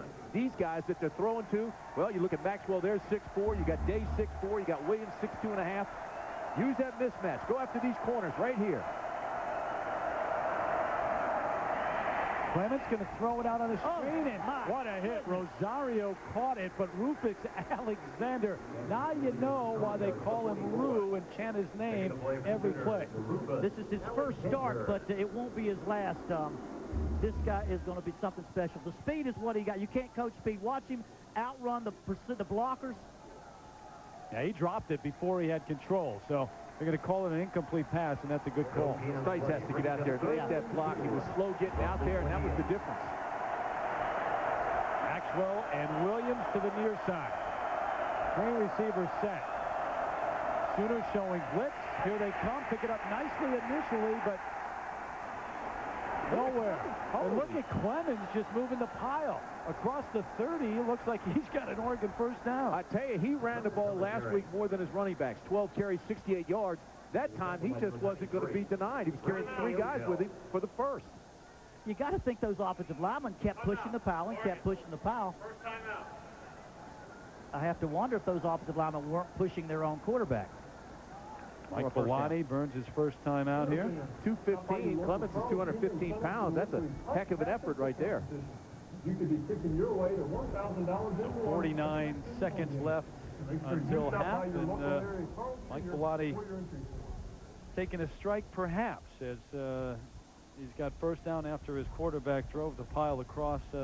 Terry Gannon back with Terry Bowden and Tim Brandt. You got to be careful here, though. I know you want to get a strike before the half, but again, stand up, coach. You don't want Neil. You don't want it to go the other way, as you said. That's exactly right. You can't make a mistake here. And of course, they were in the red zone before, and they made that mistake. You've got a great effort by Clements here. Now you want to capitalize it. You've got to get at least 3 points out of this. You might take one deep shot. One deep shot. If you get it, go for it. If not, let's get the clock run out and get 10 points down. Well, Kellen Clements going to lead his troops back out. He talked to us yesterday about what a thrill it would be to step on this field to play a game. Hey, Timmy, you know, I've coached on those sidelines next to 6'5" guys. 5'9" guy like you guy does not bother me at all. I'm over 6, bro. Oh, get out of 5'9 and a half. I'm towering over the both of you. Get a little attitude here. Sooners showing blitz again. Here they come. Clements gets it off. No one out there, though. The closest man was Garen Strong. Still got 45 seconds left. You got plenty of time.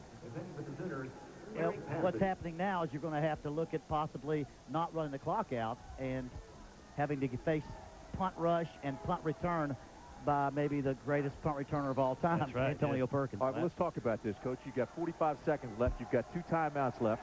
You can move the chains and stop the clock. What are you trying to do here?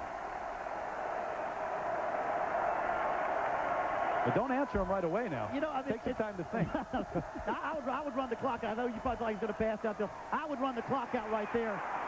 Clements with a move outside, cuts back now, ducks his head out at the 37. Fortunate to get out of there. They've burned the timeout here. Yeah, they got to take it here. Oregon, second timeout. Lance Mitchell has blitzed every time throughout this series. He's been coming after Clements. I mentioned it a moment ago, we talked to the junior from Burns, Oregon, about playing on the road in such a storied place as Memorial Stadium, and here's what he said.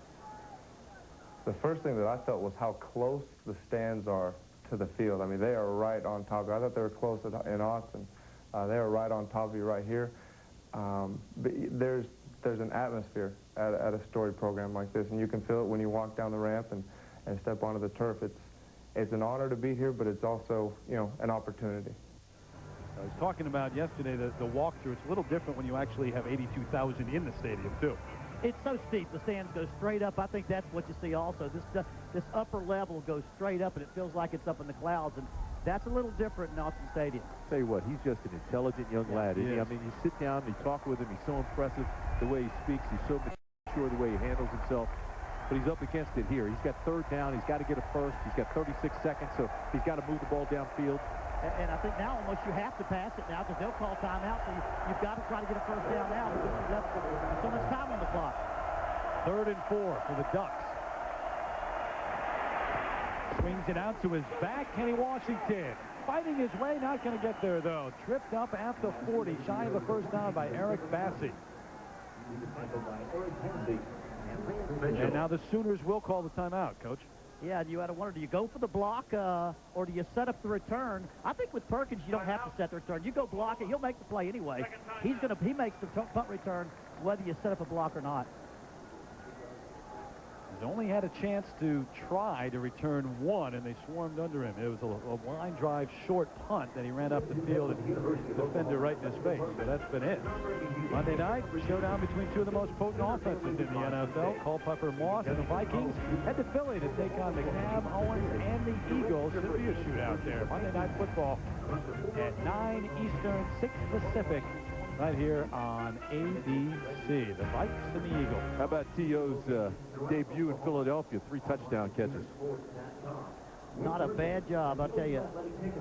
That guy, as long as you don't have the off-the-field problems or the personality, there's nobody in NFL that can make the plays that he does.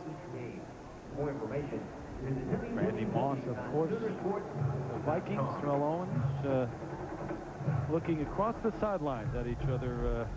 Not on the field at the same time, of course, but it should be a great matchup of offenses.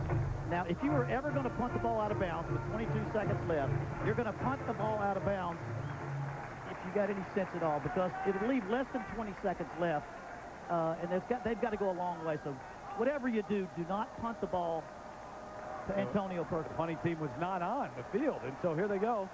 And Oklahoma now, this is what they're trying to do. They got to take a timeout. They've got to take a timeout. Now they've got none left. Excellent call.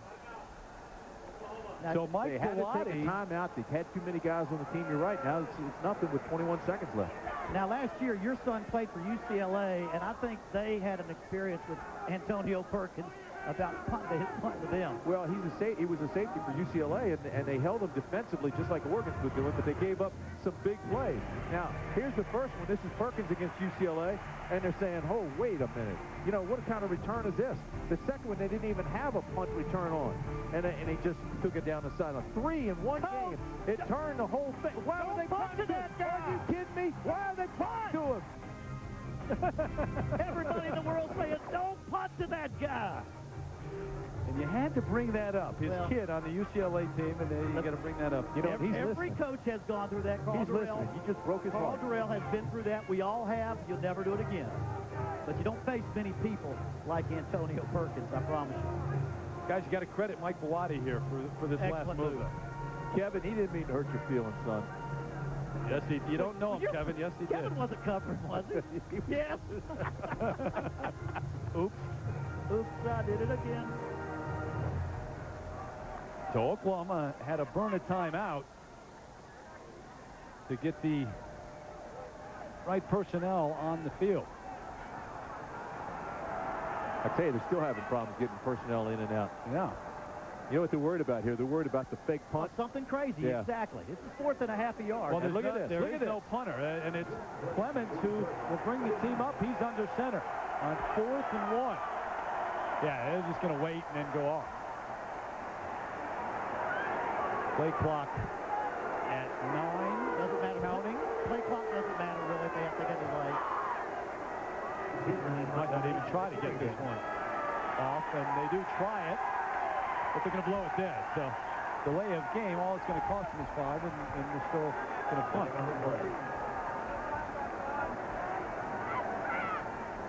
Now, if you want to irritate a Sooner fan, see, now don't worry about irritating fans. He's already gotten the clock down to 22 seconds. He's got them running on and off the field. He's got them looking for all kinds of crazy things. Yeah, but guys, what a stage this would be if they actually now punt it to Perkins. He's able to return it. If they punt it to him now, shame on him. Kick it out of bounds. David Dittman. If I'm Bellotti down there, I'm yelling one more time. Kick it out of bounds.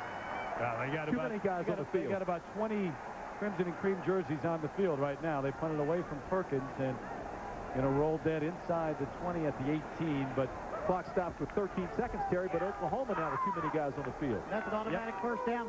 It is. Anticipation, automatic first down, and it's going to be a substitution signal there. Finish of the half. And if you're Oregon, you can even take the Hail Mary into the end zone if you want to. But think about this from this aspect, how one player can entirely change the game. Antonio Perkins dictated that whole series of events. The receiving team, the penalty is refused, and it's first down. They're going to get themselves out of the half. That's all they want to do right now, get themselves out of the half. That's all Bellotti wanted to do. You're right, and that is a great time. So you're right, it could have been anybody back there. He did a marvelous job of getting out of the half. But would the penalty have given him a first down? And would it have been an automatic first down? It would not have been. It was more than 10. It would have been had they not had a delay. Yeah. Because I would like to have taken one more shot there. It would not have cost you anything. And who knows what happens. Boy, Mike Bellotti's working today. I mean, he's working hard. Going to take a knee here on what will be the final play of the first half. The final seconds going off the clock here in Oklahoma with the 10-0 lead at the half. But Mike Bellotti, after what happened last week, remember they were down 20-0 to Indiana at home in the opener. And he's got to feel encouraged about how they've hung in and played here on the road in Norman.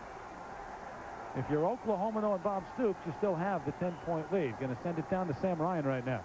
All right, thanks a lot, Terry and Coach Bellotti. Midway through the second quarter, a tremendous opportunity, late flag, intentional grounding. Your thoughts on what transpired there? Well, it wasn't even a late flag. There was no flag at all for the entire play. That was called by their sideline over there, unfortunately. But we got to not shut ourselves on the foot. We're playing great defense. We've got to make some first downs offensively, keep our defense off field, and take advantage. Twice we were in field position to kick a field goal or go for a score, and then took ourselves out of it with our own mistake. So, again, I'm proud of the way the kids are playing, but we got to convert. Still very much in this one. The punt team kept coming in and out. What was going on there? Well, we're just playing with them a little bit. I mean, we're using the rules. We didn't want them to try to block it. We should have probably got the first down and kept going, but it's just, trying to keep them off guard. All right, playing with their heads. Thanks a lot, Coach. Yeah, a little chess game, and we talked about it. That's exactly what he was trying to do. Brilliant. And he was fast to say it was Coach Stoops that made that call on the penalty. 10-0 Sooners at the half. ABC Sports presentation of college football returning after this message and a word from our ABC station. This guy's about to find out what it's like to win a college bowl game. Now he's about to find out what it's like to win 5 college bowl games all at once.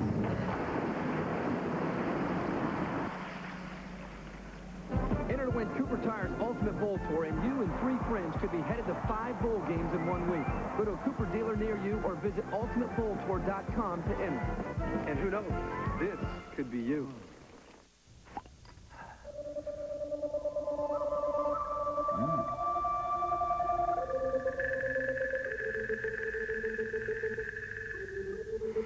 I'm out. I guess I win.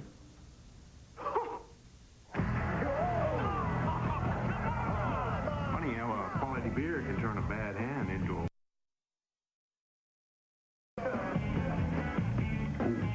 Samuel Adams. All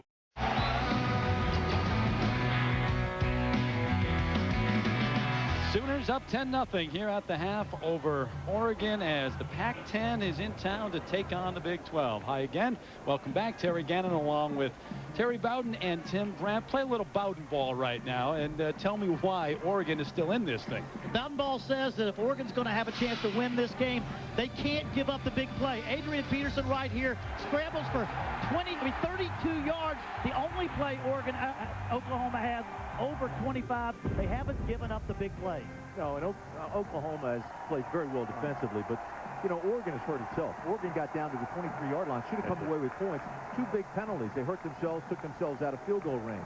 Then again, they crossed midfield, had a good drive going, and they turned it over with a fumble. So Oregon hurt itself.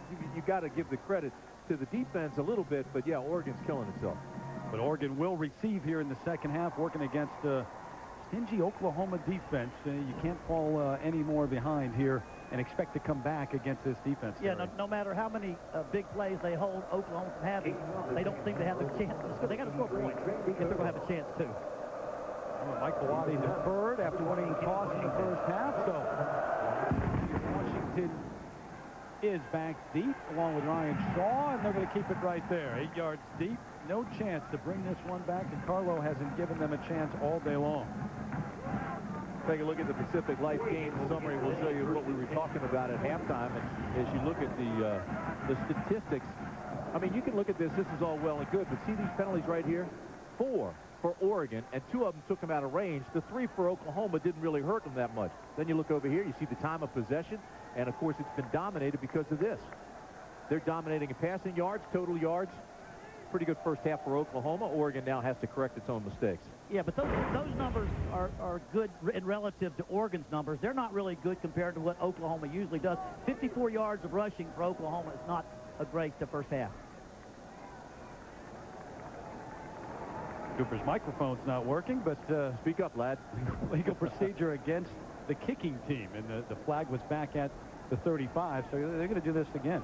Am I allowed to talk over him if his mic's not working? Just curious. I don't know. Why should the official be any different than Terry and me? If he's not going to take his opportunity, then I'll tell everybody what's happening. You got to learn how to flip the switch. Yeah. Learning a little bit. Still a rookie. Mic test. Mic test. Mic test. Check 1-2. All right, fellas, tee it high, let it fly. Let's get this thing going. I think the 2 coaches were the MVP of the first half. Both did an outstanding job. Bellotti right there at the end with his clock management, and Stoops calling the intentional grounding. Hey, how about Bellotti coming off the field at halftime to Sam? I'm just playing with him a little bit. You got to love it. Yeah, Bob Stoops with the call on the intentional grounding, saying you could read his lips, saying he was in the pocket and he threw it away, and they threw the flag after he argued. You know, one thing I think that has really been shown here today, Dvorak gets suspended. He gets kicked off the team for the year because of his altercations, and then all of a sudden the defense is playing as well as it's ever played. So it answers the question we had earlier. Would that have an effect? Would they lose focus? Absolutely not. Not on defense anyway. They have just that's where he is, suffocated. I know. It didn't hurt him at all on defense. It was going to hurt him somewhere. And in Washington, they bring this one back. He is 2 yards deep coming out. Reversing field. He's got some room to the near sideline. And it cost the 40 to the 43, and it was the kicker, Trey DiCarlo, who made the hit. First opportunity he's had to return one today. He took the opening kickoff last week and took it 100 yards only to have it called back.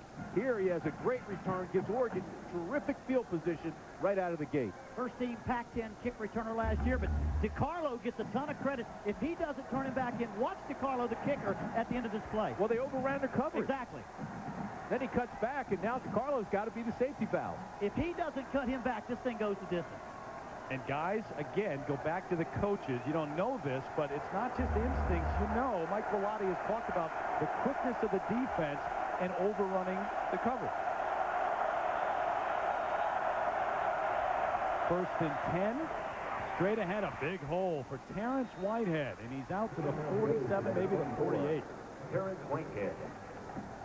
The junior from Crenshaw High School in L.A.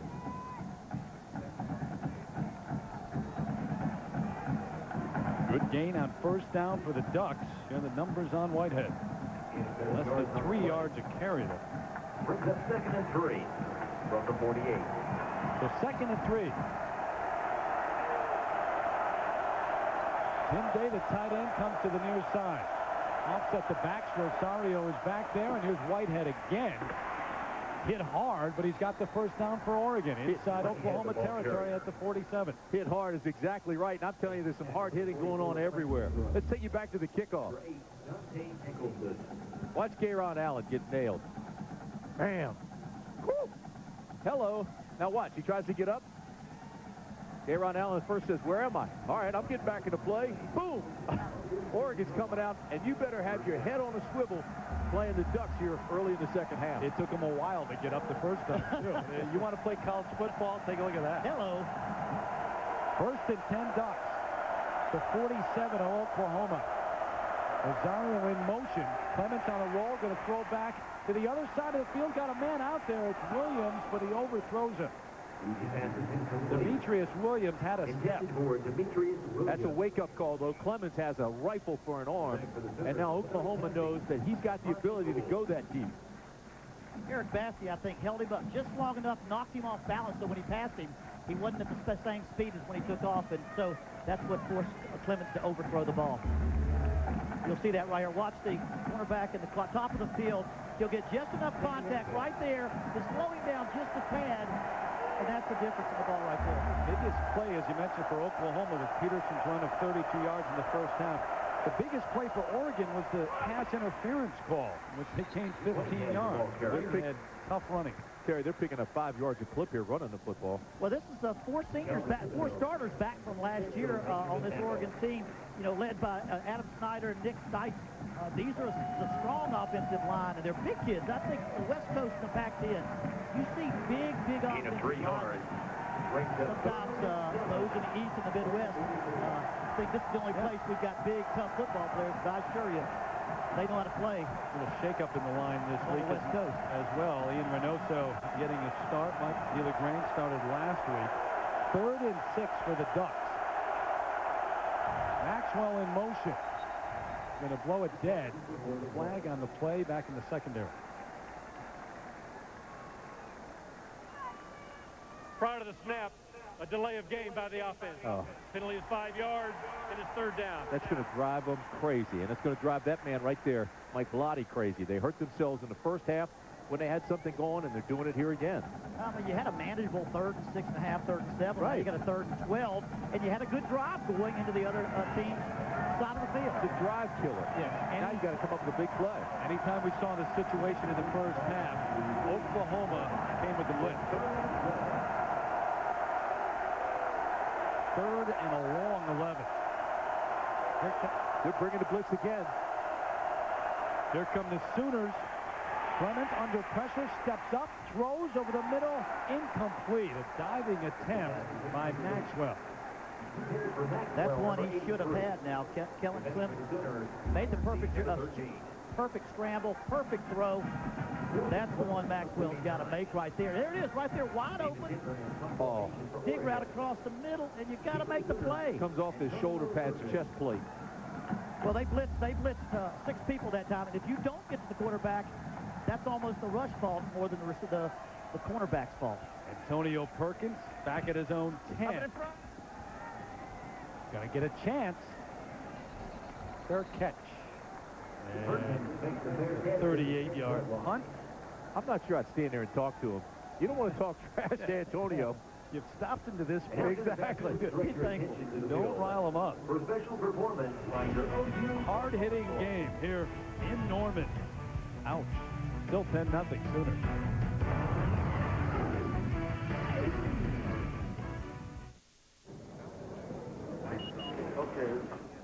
This is not what smart travelers do.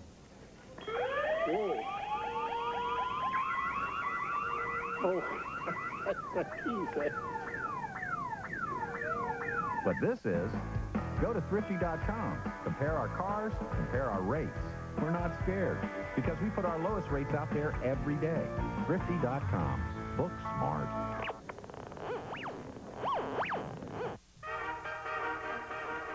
Every Sunday, these bold warriors meet in a quest for glory.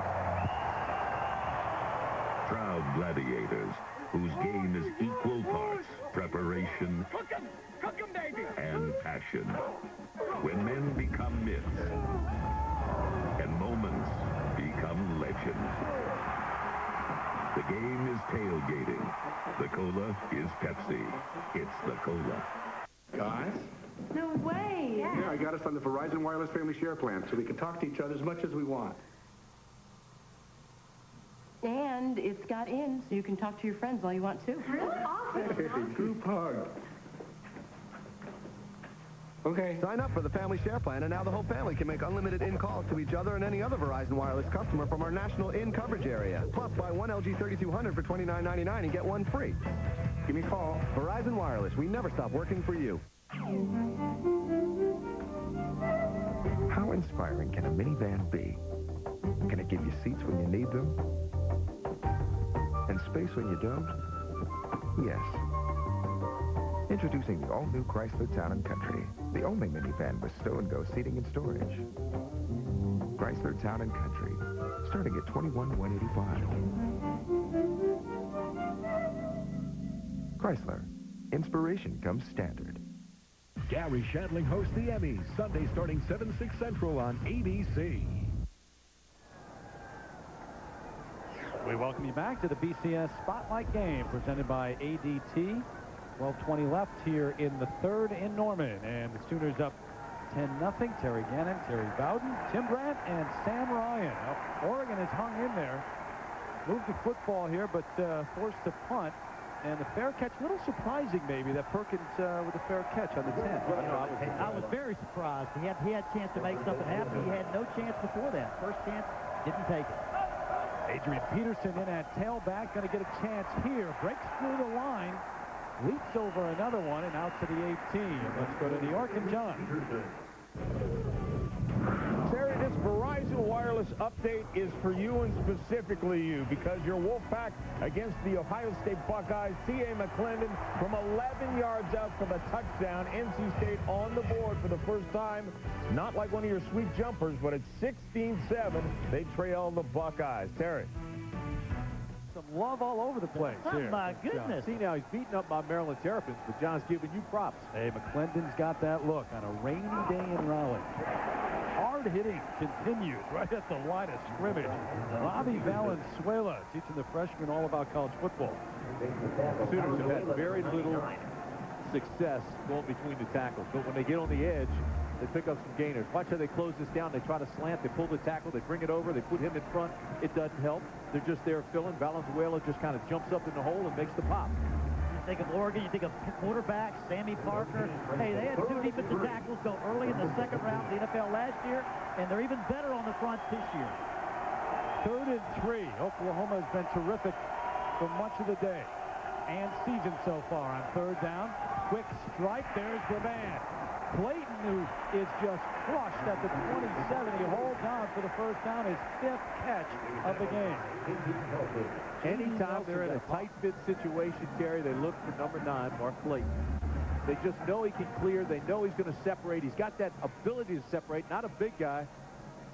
Then he takes a pretty good punch here by J.D. Nelson, and you know who got shaken up? J.D. Nelson. He's got hands. Mark Clayton's got hands. When he gets his number called, he makes the catch. You won't see him drop very many. That's why they got a 1st and 10. Now the all-time leader in receptions, passing Griffin here in this game. Quinn didn't have a bad game last week in the NFL. White going up top. Good coverage that time. Interference. Flag on the play. Coverage a little too good. It was Sam Hughes. And he got physical. You watch the end of this. Sam Hughes throws his right arm and throws a bar up on him to hold him back. Here you are at the top of your screen. Now he'll turn and run. This is good coverage to this point. Now he's running. You got to look back, but watch his right arm. See his right arm over there? Just holding him back. You know, he didn't have to do that. The quarterback had made the decision that it was covered. I think he overthrew it. I'm not sure the ball was catchable. I agree. I agree. Which obviously it has to be catchable, but... Pass interference on the defense, number 14. 15-yard penalty from the previous spot. See, if I'm Automatic first down. If I'm Mike Bellotti now, I'm questioning that and saying, wait a minute. Yeah, he may have interfered with him. The ball wasn't catchable if he wasn't with it. It looked like both had given up on it. Let's see if the ball lands out of bounds. Is it inbound? Can't see it from that angle. Big play keeps the drive going. This thing started on the 10-yard line. Oregon had a great first series, backed them up on the 10. First down at the 43. And don't see that very often. No, not out of Mark Clayton. No, exactly. Prior to the snap, a false start by number 9 of the offense. 5-yard penalty. It is still first down.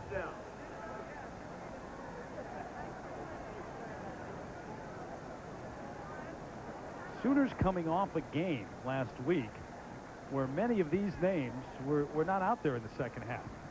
So the defense was from, I'll go back to this interference See his call. right arm, though, Terry? Yeah, there's no question. Oh, yeah. Yeah, I think you have to call it. I think you have to call it. His arm was on him, and you don't know whether he would have gotten there or not. That play has to go in favor of the wide receiver.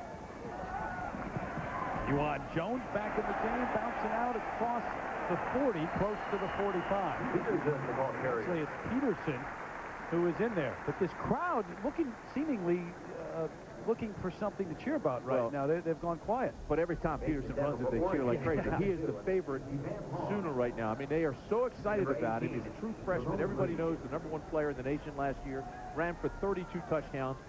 This year, he's got 41 carries, 235 yards with the Sooners. So every time he touches the ball, look at this. He's picking up 5.5 yards a carry. And most of that yardage is after somebody grabs him because you can't bring him down with an arm tackle. White on the roll. Swinging it out across midfield to the 45. J.D. Runnels, the fullback out of the backfield. That is the perfect call for that defense. The defense is aggressive. It's coming hard. And so what does he do? Play action. He runs the waggle. Goes away. Lets the defense run themselves out. Bring the fullback back under. And there he is wide open in the flat. And, Coach, maybe a play that wasn't in the playbook last year, or at least it was modified, because now you've got a Jason White who's much more mobile. He had no bootlegs or nakeds like that where you fake the play action, roll the opposite way. That's one they had no chance of seeing. Remember, Oregon wants to look at Kansas State and LSU from last year. They never saw these plays. Oregon needs a turnover. They have to have something happen. There's Peterson. Look at the freshman. Finally brought down at the 40 by Demetrius Spates. Back up. Strong safety from Oceanside, California. And what I was talking about, Oregon had to go back to last year and look at Kansas State, who ran two-back offense, LSU ran two-back offense. But back then, your quarterback was limpy. He was gimpy. He couldn't run. And Jason White had no naked, so that's not part of the offense that they studied. This kid is special. Oh, he is, isn't he? And you know, I said they're obsessed with him. They're obsessed with one question. When does Peterson start? And Coach is quick to come back. Coach Stoops says, hey, wait a minute. Juwan Jones has 1,716 yards and 30 touchdowns during his career here at OU. You do not take him out of a ball game. No, I mean... By the way, guys, Wes Sims, the player who is down right now, left tackle, the senior from Weatherford, Oklahoma. But you're right. It really doesn't matter. I mean, it doesn't matter if Peterson starts or not. He's getting as many carries or more than Juwan Jones right now. Well, it does matter, though. Because it may matter if you take Jones out. The guy that's carried the load and has worked and has given his career to you. It matters in that way. Right. But you're right, Terry, as far as the reps. He's getting the same amount of carries. Folks, so many people don't understand when you build a program and you build it where people work hard to become seniors and become leaders, your coaches must respect those kids because those younger ones see what they do. You better let them start even if you come bring them off because that's how you build the continuity of a great program year after year after year. Juwan Jones learned from Quentin Griffith, who's now starring in the NFL. And now Jones the one teaching the youngster Peterson, who gets another try. The far side again with the vertical and run out of bounds, but not before he's got a first down. His athletic ability with his size at 6'2", 210 is almost freakish. You get him out on the corner like that, and then you got a guy that big that can just leap and hurdle and cut, twist. Just watch his feet. He's got the edge. Boom. Jumps over one. Special. Anytime you've got the speed to bounce out like that and hurdle people. Ryan Killiam saying, where did he go? Even you can't coach that, coach. And you're a great one. Great coach, I know. I think he could. I don't know. Peterson with 71 yards after gaining over 100 in each of the first two games. White going up top. Got a man wide open. Will people touchdown Sooner. Turn out the lights. The party's over. All that is set up by that great running attack, folks. We talked about Adrian Peterson. Hold on. Oh, there is a flag back at the 40. Relight the candles. Party's still alive. Turn the lights back on. I was going to say, I got a job to do. Don't put those candles out yet. I got a bunch more to say. But you know how the running game, we talked about Adrian Peterson. Holding on number 79 of the offense. Penalty is 10 yards. It's still first down. Chris Mesner. Well, that's when you really hate the fact that they call out your number. When you bring back a touchdown. Left tackle. There he is, 79, right here. See the right arm? Got beat on that first move. When you lose that first move, now you got to make up for it. That's when you hold. And remember, it was Wes Sims at the left tackle spot who was injured just a moment ago. That's why. The penalty moves the ball back to the 44-yard line. First time in there, not sure how the defender rushes. You haven't seen him a bunch of times, and so you're not used to what his moves. So it's 1st and 20 now as they bring it back.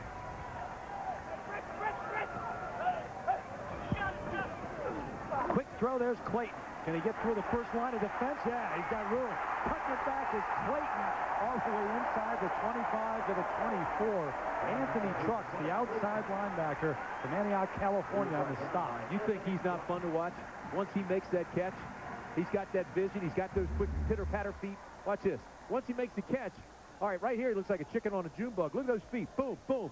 Cutting back and forth, gives you that quick cut. He is special as well. I mean, they're just loaded with talent on the offense, all over. Have you really ever seen a chicken on a June bug?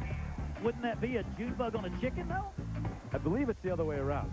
But maybe you have. I don't know. If you look at Clayton and the PlayStation 2 college football team. USC, how does that work? You city boys, I got to educate you. Come on out to the farm. I haven't seen many of either. Here goes Hickson all the way to the end zone. Forget the penalty a moment ago. That's how quickly Oklahoma can strike.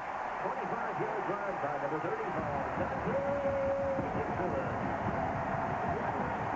Dante Hickson, 25 yards, bringing it home. You'd have to think a little fatigue here for the Oregon defense. They've done as well as they can. Gets up in the hole, breaks through the linebackers. Arm tackles won't get it against Oklahoma. You got to get in front of them. You got to wrap your arms. You got to grab cloth. Use that arm tackle. It won't work. Well, you know, when you're tired, you don't get your body in front of you. It's just arms. Lose your legs. Yeah. You're right. Way to Carlo. Perfect on the afternoon. Like the chicken on the June bug, huh? No, That's fine with me. I'm still thinking about it. I wasn't really familiar with that phrase. But it worked. Peterson is the guy that sparked it. He got the ball running and the running game going. He bounced it wide. He cut back, made yards. Now you can play action, throw deep ball, mix it all in. It all started when Adrian Peterson started making big plays in the running game. Well, Peterson made the statement, and then Mark Clayton put the exclamation. There you go. That's right. I'll go there with you. Josh Heupel talked about Griffin and Peterson and Jones, and then Peterson, the learning experience. How about Heupel and Jason White and what he's meant? Well, there's so much respect for Josh Heupel and the way he went about leading this team and the leadership that he has. Boy, that one almost left the field of play. Some kind of strong leg. All the way, yeah. Carlo put it through the end zone. But Josh Heupel, he's a legend in the state of Oklahoma. And he comes back, and like I said, he has the respect of these younger quarterbacks who respect that he knows how to lead a team to a championship.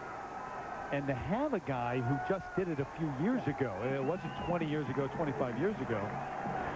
You know what it's like to play right now for these quarterbacks, learning from Josh Heupel, 99, 2000, some big numbers. And I don't know if you agree, but I see Jason White, because of his legs and because of the arm doesn't look like it's a killer, I see him more like Josh Heupel than maybe a first-round NFL draft pick. But a winner.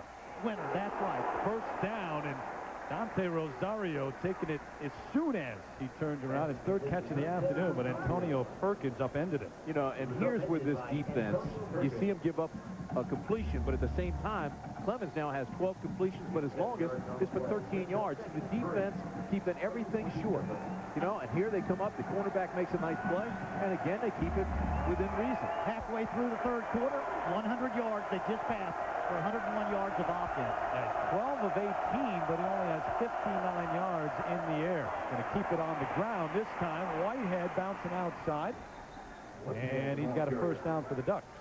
Dante Nicholson ran him out there. ABC Tuesday, it's the big 1-hour season premiere of My Wife and Kids. Where they go to Vegas for a supersized star-studded dream vacation. What happens on My Wife and Kids stays on My Wife and Kids. 1 hour season premiere Tuesday, 8/7 Central. Only on ABC. Pick up with 9 yards on the play to the 36-yard line. Out at the 36. Helen Clemens, the junior from Burns, Oregon, who grew up on a ranch with 170 head of cattle and no television. He knows what a chicken on a June bug looks like. I'll have to ask him about that one. Handed off to Whitehead. Falls ahead up to the 39. Tripped up by Lance Mitchell. You know, we talked about Oregon not giving up any big plays. How about Oklahoma's defense? Would you say 13 yards is the longest pass they've thrown all day? And there may have been one run longer than that, but not many. No. That's what they're so good. They don't give up the big plays. It's the speed and the team defense they play. You know, this is an Oregon team that lost to Indiana last week. Everybody thought Oklahoma was going to come in here and just blow them out like they normally do and win by 50. Oregon's played quite well. They've hurt themselves at times, but they get a score here, fellas. They're still within reach, but they've got to do something right now. Clement under pressure, dumps it off over the middle. Bouncing outside is the tailback, Kenny Washington. A good gain again. They'll move the chains, I do believe. Got the first. How about the way he used the umpire? Umpire's part of the field. He got him, used him as a blocker. And watch how he goes to his third receiver. He's got 2 receivers outside to the right on your ski. Looks right, then comes back. The back coming underneath. Are you kidding me? Use that guy. Use him as a blocker. He's part of the field. Last week, with all the turnovers, Kellen Clemens, the coaches talked this week about him having happy feet and the footwork. When he got out of the pocket, he kind of rushed everything. Today, he's been terrific, making things happen when it appears nothing's there. The draw, Washington, no room to run. Larry Burdine made sure he didn't go anywhere. Making a stop. Larry Burdine. So the guy who reads Danielle Steele novels, watches figure skating, can move when he gets beyond the line.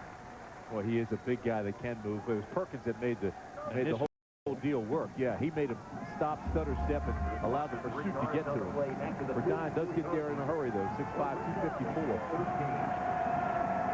Loss of 3, so it's 2nd and 13. 4 receivers set. Terrence Whitehead, the lone setback. So Whitehead spins away, nice through the hole, and still up. Close to another first down for the Ducks. He may have it at the 43. They spread wide receivers out to both sides to keep the box down to 6 people. They took everybody out of the box, so the defense could not outnumber them. They got a helmet on everybody. Then Whitehead makes a nice spin move and made something happen when nothing was there. But again, this is great coaching. I mean, spread them sideline to sideline, and you create space. You do that, and it allows blockers to get a hat on everybody. So every red shirt has a white jersey in front of it, so he gets into the secondary. Gain of 13 on the play. Whitehead now getting a rest of 48 yards on the afternoon. 1st and 10 at the 43. Quick throw out in the flat. Garrett Strong bounces out. Not much going on there at all. Eric Bassey, good coverage. Bounced him out of bounds. These cornerbacks rarely miss a tackle. There he didn't quite lock up, but bounced him out of bounds. No extra yardage on like an outside screen. The old slip screen outside did not get the extra yardage. 8 yards brings up 2nd and 9 from the 42. Going into the game, the Oregon coaches talked, and we really thought that to be able to utilize the tight end, Tim Day, quite a bit, but it hasn't been the case. They've tried to. They've tried to get to him. I've watched the quarterback, and I've watched his route. They've covered him very well. Got a couple of catches, that's it. It's changing the play, boys. Play clock under 5. Runs the option to the near side. The pitch is out. Washington cuts back inside the 30 to the 29. They'll move the chains again for the Ducks. And now the sustained drive here in the second half. What a great audible. Great audible. Cheating to the field side, or the short side, the sideline side. He went wide side, ran the option, and broke him down defensively. Hey, and don't tell me Oklahoma has seen this team run the option. Pitch man did not slide out and cover the pitch. Oregon has not shown the option. I promise you. Look at this. Oklahoma couldn't prepare. They put 49, Jonathan Jackson, on an island. He had to commit to the quarterback or the pitch man. As soon as he put that first step to the quarterback, you played non-technique at Maryland, though. You saw a lot of options. That's not an easy thing to do. Oh, I know. Gain of 12 just inside the 30-yard line. 1st and 10. Almost a mix-up on the play, but he's going to go up top. Dante Rosario. Touchdown, Oregon. You know, they talked about sliding that fullback out and using him sliding out of the backfield. 30 yards to the end zone. Rosario, the sophomore from Dayton, Oregon. Last week they got behind and could not throw their fullback, and Mike Bellotti said this fullback has a chance to redefine the position at Oregon. Blocker, runner, and catcher. What a nice play. They used their tight end right there to use the skinny post, sent the running back behind him. Here comes Rosario. The ball was perfectly thrown. Put nice air under it. Really did. Garrett Siegel on for the extra point. His first opportunity this afternoon. Just tied the all-time scoring record. Impressive drive, folks. The Ducks will not go away. They just keep nibbling at them. How about this? Perfectly thrown. Clear them out with the tight end. Hit the fullback. Here comes Oregon.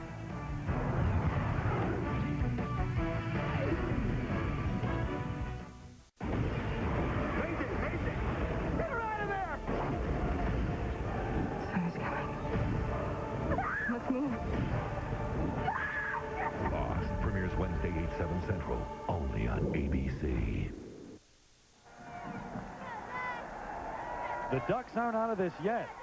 Oklahoma leading 17-7, but the long drive, an impressive one from Kellen Clemens and the Oregon Ducks. And as I said, Garrett Siegel just tied the all-time scoring record for Oregon. Derek Lavelle, 86-89, but they both have 272 points. Garrett Siegel. Defensive hitters, Mark Clayton. So he will kick off to the Sooners. And Mark Clayton back deep. Standing at his own 3.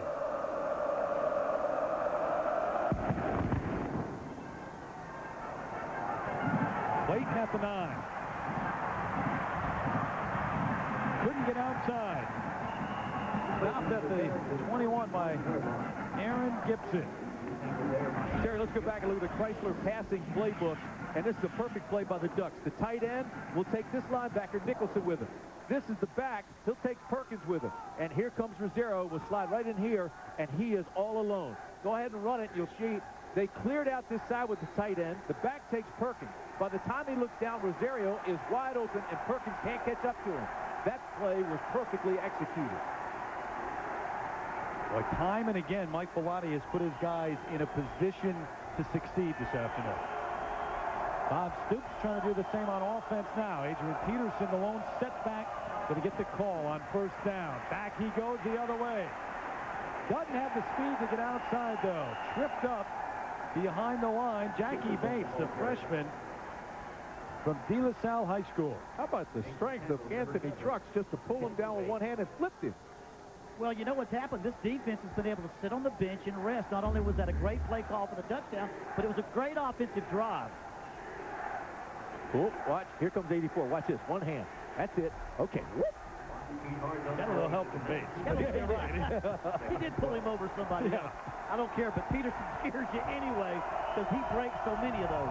Loss of 2. Ducks showing blitz. Here they come. White throws it, but Wilson well covered. And he was covered by Darius Sanders, defensive lineman. It was a zone blitz. Backed him out of there. Well, and the receivers ran hot routes. They ran just stop routes. One ran outside, ran a 5-yard hot route. The slot receiver ran a 10-yard hot route. And the defensive backs are playing a little bit closer now. They're not as much afraid of the speed. They're playing much closer in man coverage. Hey, how much momentum would Oregon have if they could stop Oklahoma now on 3rd and 12? Big series for Oregon and Oklahoma. Moses in motion, comes back. Jason White throwing it out to Jones, and it's caught. Up to the 40, a big 3rd down conversion. Brandon Jones, the senior from Texarkana, Texas. How many times, Terry, have you seen great coverage today, but White just threads it in there perfectly where only his guy could get it? That's the second deep one right there. There's been an incredible throw right here. And it's the deep out, too. It's not like he doesn't have a strong arm. Wow. Second late getting there. And it's the difference right now because it changes the momentum of this drive. Would have been a punt to Oregon. Well, the separation was on the outcut, and that made the difference. Gain of 21, 1st and 10 now at the 40. Dante Hickson may have gone the wrong way, or White did. It was broken right away. So the sack, Victor Felipe, the sophomore from Salt Lake City. Tackled there by Felipe, number 56. They didn't stop Oklahoma, but they've got new life. I was just going to say, can you see the new bounce in their step? They're bouncing around. They're confident. They know they can play with them. Everybody slides down. Here comes the pressure, broken play. Jason White never really had a chance. I don't know if it was Jason or the right. It looks like Jason forgot the play. I think so. I think the linemen were blocking because everybody went the other way. Happens even when you're a Heisman winner. Play clock running down. White throws it back. Brandon Jones gets by one. Popped at the 40 and dumped at the original line of scrimmage. But the white jerseys are flying around now. That's going to make a difference. Plus, they're getting more aggressive defensively. They're starting to throw some blitzes at White. Well, they throw that barnyard screen. You've got to hustle because you've got to run around and fly and beat the blockers. Blockers are out there to make the play, but these guys are flying around the ball. They beat the blockers. Hold it to about a 5-yard gain, 8-yard gain. So it's 3rd and 10 as they got back to the original line. Willie Roberts, the tight end. Here come the Ducks. Great throw, though, and catch. Travis Wilson, first down, and his first catch of the afternoon. But again, White right on target. 3rd and long, 2 series in a row, 3rd and long. They've got him in a difficult situation. He throws the first down strike. Beat the blitz. He had man coverage. Watch this. I'm telling you right now, Jason White sees man coverage. He feels like he can beat it every time. And it was a wasted blitz, too. A wasted blitz. They blitzed from off the line of scrimmage. The safety couldn't have gotten there in time to sack him if nobody would have touched him. Tom Joy's art and drawing, just like you, Coach. Does he have an in-sync notebook, though? Here goes Peterson to the near sideline. He may be gone. Goodbye.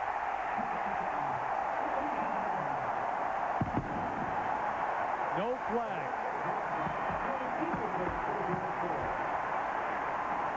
Peterson is best when he gets some space and gets out on the edge. You can't beat that speed. When you got great speed like that, you can't teach it, you can't cover it. You got to recruit it. That's just what they did last year with the #1 running back recruit in the nation. You got to look at the scheme. Where's the containment? This tackle right there starts with a missed tackle. Good downfield blocking by the wide receivers. 40 yards to the house, no chance for a Duck to catch him once he broke through. DeCarlo on for the extra point. So much for the Duck momentum. Adrian Peterson, a 40-yard run, 15 carries for 109 yards. He's gone 3 straight games to start his career over 100 yards.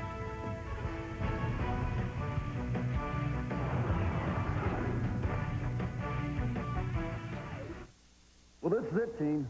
The day we've all been waiting for. Today we have the unique opportunity to show the whole country how good we really are.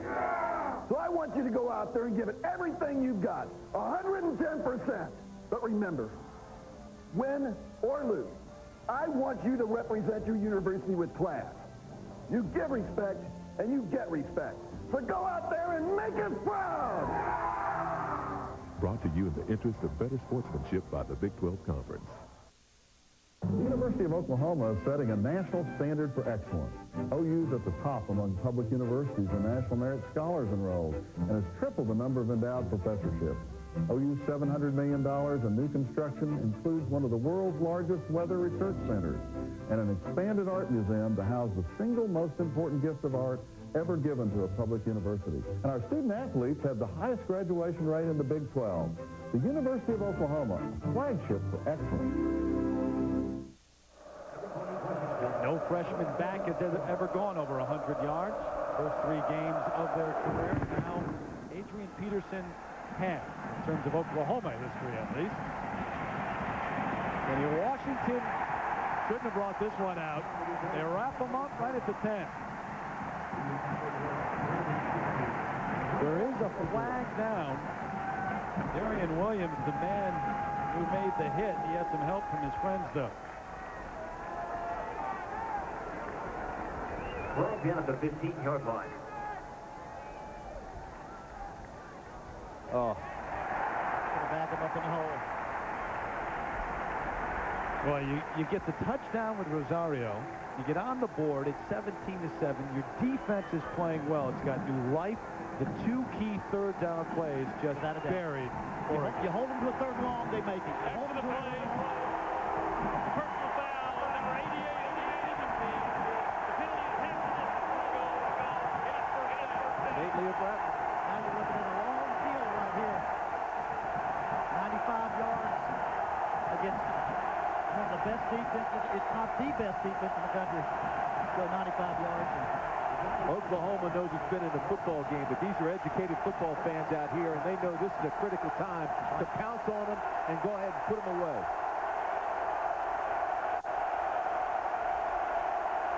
First down just outside the 6.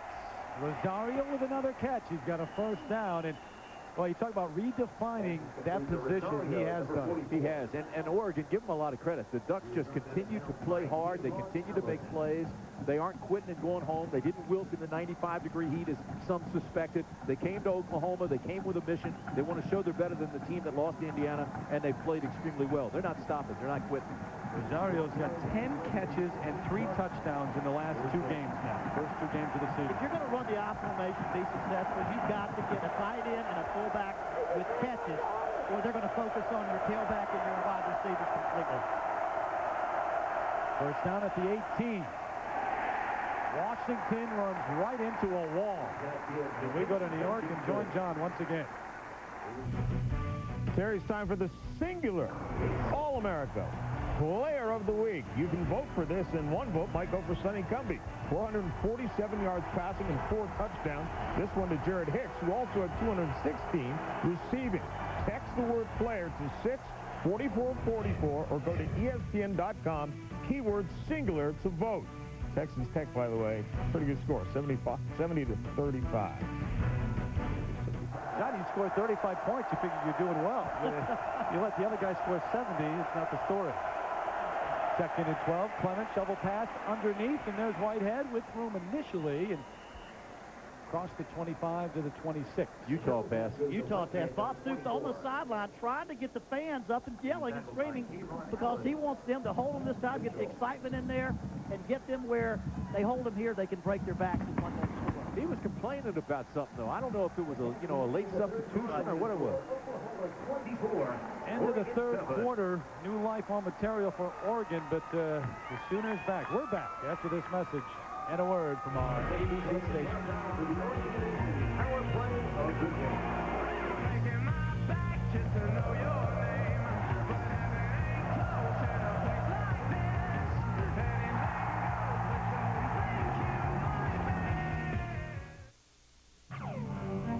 Can inspiration make the SUV safer? It can, with 5-star government crash test ratings. Available side curtain airbags for all 3 rows. ABS and available all-wheel drive. The best rating of any SUV tested for rollover resistance. Chrysler Pacifica. We didn't just make an SUV. We made a safety utility vehicle. Chrysler. Inspiration comes standard.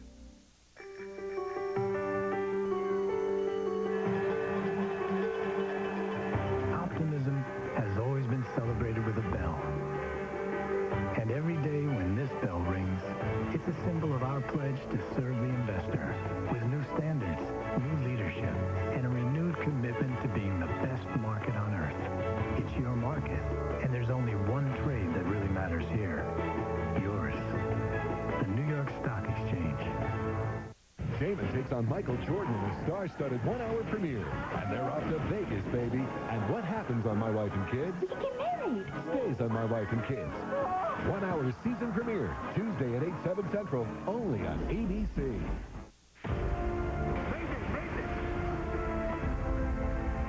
I'm having contractions. You're going to be okay. I've just been through a trauma here, okay? We've all been through a trauma.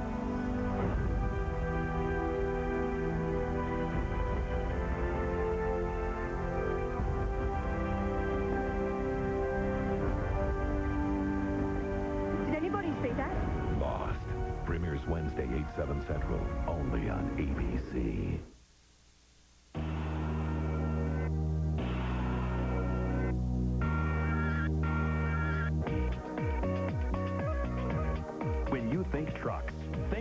Toyota. Make your best clearance deal on a new double cab Tundra Sport Series. Plus, save $3,000 total, $3,000 in savings, or get low 0% financing. See Jim Norton and Riverside Toyota in Tulsa and Dunges Toyota in Bartlesville. Pre-qualify for your new home loan. Call AMC 491-9900. You're watching college football on ABC Sports, home of the full championship series.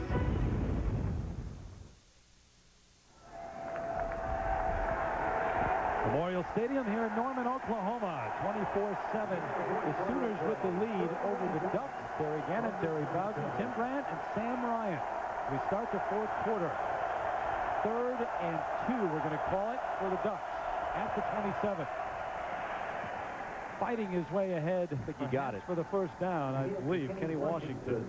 You got to like that formation. They spread him sideline to sideline just to kind of get some space in there. A good little run, too, there. It's going to be close, but I think he got it. Didn't look like quite under 2 yards. Nice little move inside to get the first down and hold on to a little bit of chance of catching up. It's going to take a 7-point score here to get them. Well, now they're battling the clock. Right. I mean, as I say, there's no time they've got to make. You need a big play. That's one thing we talked about Oregon stopping Oklahoma. Or Oklahoma's not giving up a big play all day. Washington did get the first down, so it's 1st and 10 at the 29. Clements throws on the run. Demetrius Williams with the catch, run out of bounds up at the 34-yard line. Clint Ingram, the outside linebacker from Hallsville, Texas, ran him out. And I should say they haven't given up a deep play. They gave up the big play to the fullback down the sideline, but it wasn't the deep ball, the ball that goes 60 yards in one play. A lot of that is by design. Oh, This is a controlled offense. They're just dinking and dunking them, but now, because of necessity, with 14:30 to go, you've got to take some shots. Well, you know, the first half, they took a couple of shots. They overthrew. They missed them a little bit. You don't have to take many, just a few of them. But right now, you got to have something hit. But it's been the way they've attacked it, and they've watched the game tapes, and it's exactly what Bowling Green did a couple of weeks ago and had success at least moving the football against the Sooners. Play action. Clements off balance, throws it out. We'll see if they throw the flag here. It's exactly what he did. And there's the flag in the first half, and here comes the flag.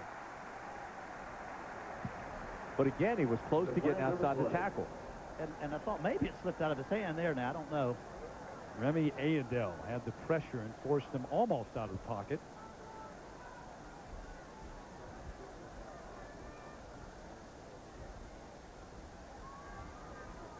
First of all, let's see if that's what they're talking about. I don't know. No.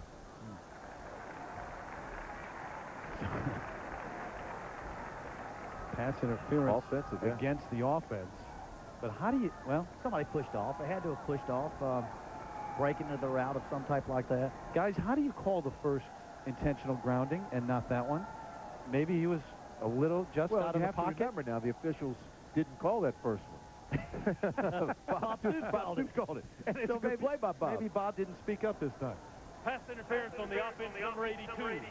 Penalty is 15 yards, and replay second down. But I agree with you. Both times he was very close to that tackle box. But he probably was out of the pocket there. Maybe. That was a little bit close, but it was close. Maybe.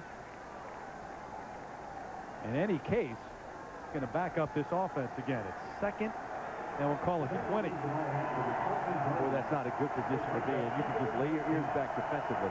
Rosario and Whitehead out of the eye now.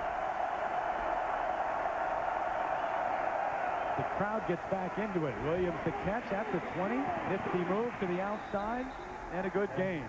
Up to the 27-yard line. Demetrius Williams, the junior from De La Salle High School. And, of course, the number of players off that great program, a great team, De La Salle out in California. And one, unfortunately, that is not here, Terrence Kelly, who was tragically shot just before arriving on campus of Oregon. There's the TK in honor of him. All-American out of high school. 2 days before he's supposed to be in camp. So sad, so tragic. 3rd and 12.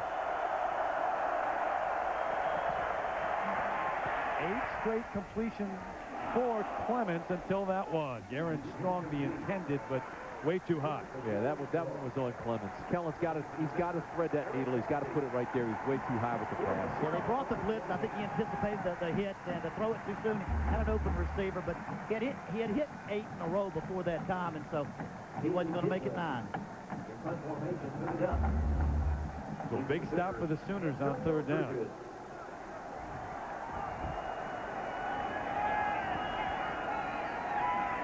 They run the fake, not going to kick it to Perkins, and they've got an Oregon 1st down. Run out of bounds across midfield, and that's Keith Allen. They weren't going to punt it to All-American no matter what. Not only that, but we were just talking about Mike has had such a conservative game plan because he didn't want to make mistakes, wanted to stay in the game. Now he's got to take some risks. That is a phenomenal play.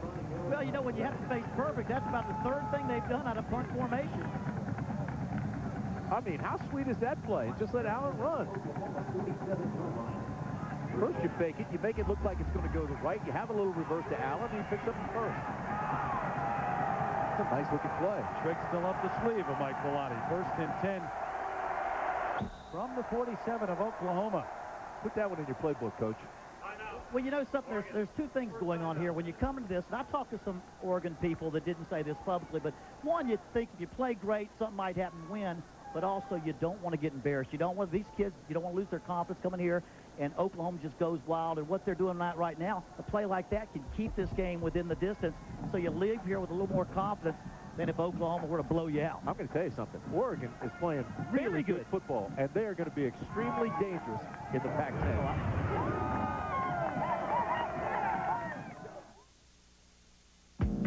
Polite society tells us that it's rude to stare. But then along came the 2005 V6 Nissan Altima. With a redesigned interior, a state-of-the-art navigation system and satellite radio, and a sleek, refined exterior. So go ahead, stare. Frankly, it'd be rude not to. People everywhere are experiencing a breakthrough. Taco Bell's new Big Bell Value Menu, featuring the spicy chicken soft taco with shredded chicken simmered in Mexican spices. To keep your stomach and your wallet full, think outside the bun. Now you can play all the Star Wars battles any way you want.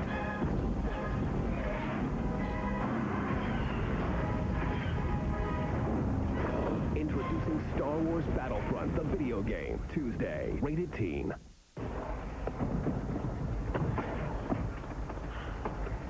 Relax, we got supplemental insurance. What are you talking about? If we get injured and miss work, we're covered for things like lost pay and other expenses with them. With what? Plus, they pay you cash. Great, huh? Who does? Aflac. Ask about it at work.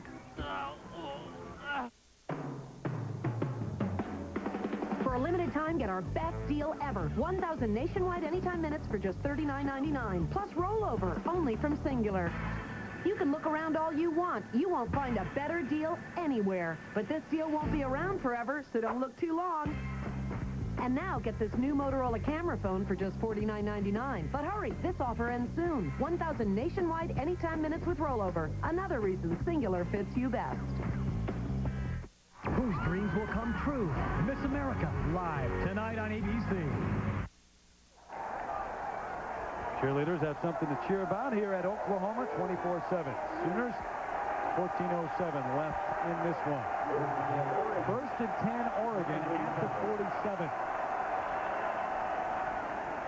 They run it with Whitehead. Back to the near side to the 42. Whitehead on the carry. Reminder, time permitting, the Thrifty Car Rental post-game report with John, Craig, and Aaron comes your way. Stay tuned for highlights and analysis from today's matchup. A little stiff arm from Aaron. It's not all glamorous out here. He didn't even shave when this game began. It's been a long day here in Norman. A little bit like Lyle Alzado. He did, you're right. 2nd down, swinging it out to Whitehead. Good gain and a 1st down. Terrence Whitehead. Goes back to what you were saying. They'll take a lot of positives from this game to the Pac-10 schedule. I mean, they played so well. That's why you don't want the score to get out of hand and look ugly, because they have played a super football game, and they're going to have a good season. Hey, fellas, they aren't even thinking about that right now. They're still thinking about winning this football I'm with game. you. Gain of 10 by Whitehead. But either way, they needed to do this after last week and what happened back in Austin. They played terrifically today, I think.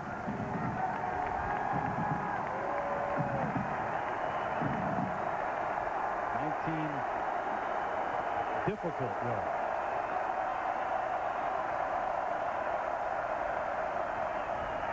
Clements with time, thrown to the end zone, got his man, but he overthrew Demetrius Williams. What an opportunity. Oh, Williams was there.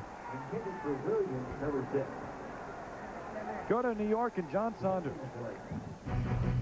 Well, Terry, the co-defending national champions LSU in trouble against Auburn. You see they have the lead, but Jason Campbell goes 16 yards to Courtney Taylor.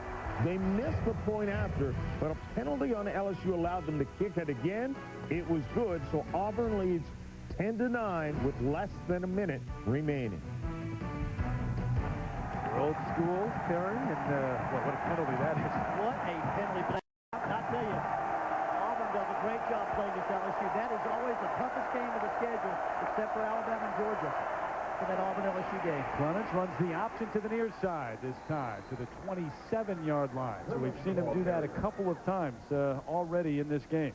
You know, talking about LSU, I thought they lost that opener at Oklahoma State against Oklahoma, and somehow pulled that out with very little time left. Well, the other team missed 3 extra points, but they're breaking a new quarterback. Most any time a team is breaking in the new quarterback like they are, that offense is not going to be as good as it was last year. They scored 9 points today. Case in point, NC State against Ohio State today, even though they are in home in public, didn't they? Tennessee starting 2 true freshmen tonight, so around the country, new quarterbacks can cause you some headaches. They're on their feet here at Memorial for 3rd and 4 for the Ducks. Washington got the first. Fights his way near a first down. We'll see where the mark is. I said Oklahoma State meant Oregon State against LSU. I thought he had the first down, but there was a knock 'em back there. We used to call those knock 'em backs when the back goes backwards instead of forwards. They called it a knock 'em back. Knock 'em back. You know, that's part of the, you know, there's a Bowden language that you have to learn. Got to learn about those knock 'em backs. That's right, dadgummit. First time out. I'm shaking my head a few times up here. He didn't hit the wad, did he? What's that? He didn't hit the wad. The wad, oh yes, the wad. You got to be able to bounce off the wad. Timeout, Oklahoma. Both teams down to 2. We'll step away, come right back. Up for the Ducks. Not even close to the first down with the mark on that last carry, so it is 4th and 2.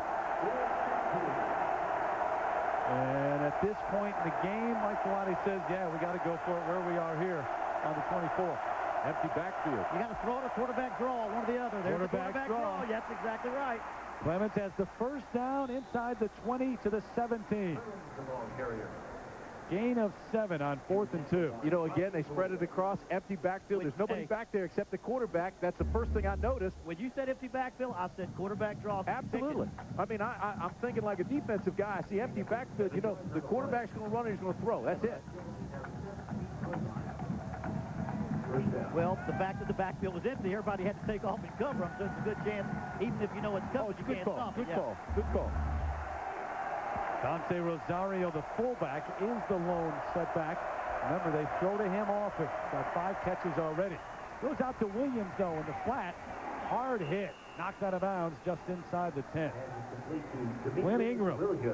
And some help from Perkins. That's the 5th catch of the afternoon for Demetrius Williams. Oregon's been so impressive. Take a look at the Nissan Drive summary. 15 plays, 84 yards, 4.5 minutes. Oregon's still driving. They score here. Make it 24-14. You still have 11 minutes to go. That's the Nissan Drive summary and the story of the game to this point. Oregon doesn't play but one team, USC, that's close to this Oklahoma team. 2nd down. Clements with time initially. Flushed out. Down he goes at the 18. Couldn't keep its balance. Remy Ayadel. Out of Northeast Oklahoma A&M. I 3 sacks. Is he a load or what? 302 pounds. They really like him, too. But, you know, I don't know if you get rid of that one. I know you want to make something happen late, but you got short yardage distance. Try to make something happen, but get rid of it. Don't take the sack. Loss of 8 on the play. Here's Maxwell. Big guy, 6'4". Look for a mismatch. 3rd and 10. Let's see what he comes up with. Play action. Clements throws out to Rosario. That's been their man, but well short of the first down. Gets it to the 10. And if he doesn't take the sack, that play right there goes for a first down plus more. I guess that's the point I'm trying to make, although this late in the game. He's trying to make plays. You still got to get 3 points along the way somewhere, the way the score differential is 24-7, so you got to make a call. At the same time, you think you're down 24-7, you got to think, hey, I'm down at the 11, I got to go for 7. I think that's why he got sacked. He was really, really strong about getting 7, but get some points here. I don't question this. Well, they got to get him eventually anyway. There's Siegel on for a try from 27 yards, and here's a fake. Siegel's trying to run it. Kerry, I don't think it was a fake. I think he bobbled the snap. No, I don't think that was... Now, to come away with no points there is just killing Oregon. It goes back to the first half, where they came away to the 23-yard line with no points. Come away here with no points. I think that's a bad snap. Watch the snap. The holder's Clemens. He gets it. He drops it. He bobbles it. Now he's thinking, okay, what do we do with it? Well, there was an opening, and they almost turned this thing loose. But Siegel just didn't have the speed to get outside. So. No. Siegel's going to pull that one off. He doesn't have the speed. Yep. Ball was snapped inside on the hip. That's a tough one to hold on to. You'd like to think Kellen Clemens could hold on to that ball being a quarterback, but nonetheless, failed field goal. So they waste an 84-yard drive and get nothing out of it. Peterson ahead for a couple. Adrian Peterson doing much of the work here, especially in the second half. Haven't seen Kewan Jones for a while. You know, we talked about that. Kewan is the #1 tailback. Adrian is #2, but we've seen Adrian Peterson a lot more than #1 today. And that's how you can do it without making him #1, just giving more reps. Dante Hickson as well, who scored a touchdown, but not DJ Wolf, the other freshman from Lawton, Oklahoma, who's part of the mix here for Bob Stoops. It's been a fun football game, though. A lot of big plays. Haven't had the sense that Oregon's been out of this thing at any time. Peterson across the 15 to the 16. Well, they stop him here on 3rd, and they'll get another shot to put some points on the board. Devin Long has been active today. But the clock now becomes such a huge factor down to 9:43, 42, still ticking. It's so hard to put points on the board of this team. This team, Oklahoma's defense, does not give up the big plays, and so now you get the ball so few chances. Well, we said early on the defense has given up only one big drive and one big play in the first 2 games. They come in here. Oregon had some success, got down in scoring areas, but couldn't convert. 3rd and 4 for the Sooners. White out of the gun. To his tight end. Could have been picked off. Not a good throw, not a good choice right there. 3rd and 4, 2 guys right on the receiver. It's going to be intercepted and deflected. Not a good choice there. Don't be afraid to throw it away. Jerry Claiborne used to say there's only a couple things that can happen on a pass play, and 2 of them are bad. That's way back, but throw that one away. That one's 7 points the other way. Go ahead and punt the ball. There's a plus, there's a minus, and nobody wins. All right, now you need the 4 don'ts for the kicking game. Don't be all sides. Don't rough the kicker. Don't let the ball hit the ground, and don't clip. Aaron Gibson back at his own 47. Going to get a return. Ferguson, a line drive kick at midfield. Gibson, just crushed by Quinn Ingram. Your eyes light up if you're Ingram. 35 yards on the punt, 5-yard return, and a costly return. Slobber knocker. Yeah, but you just don't want him to be hurt. I know. Oregon takes over. What a hit.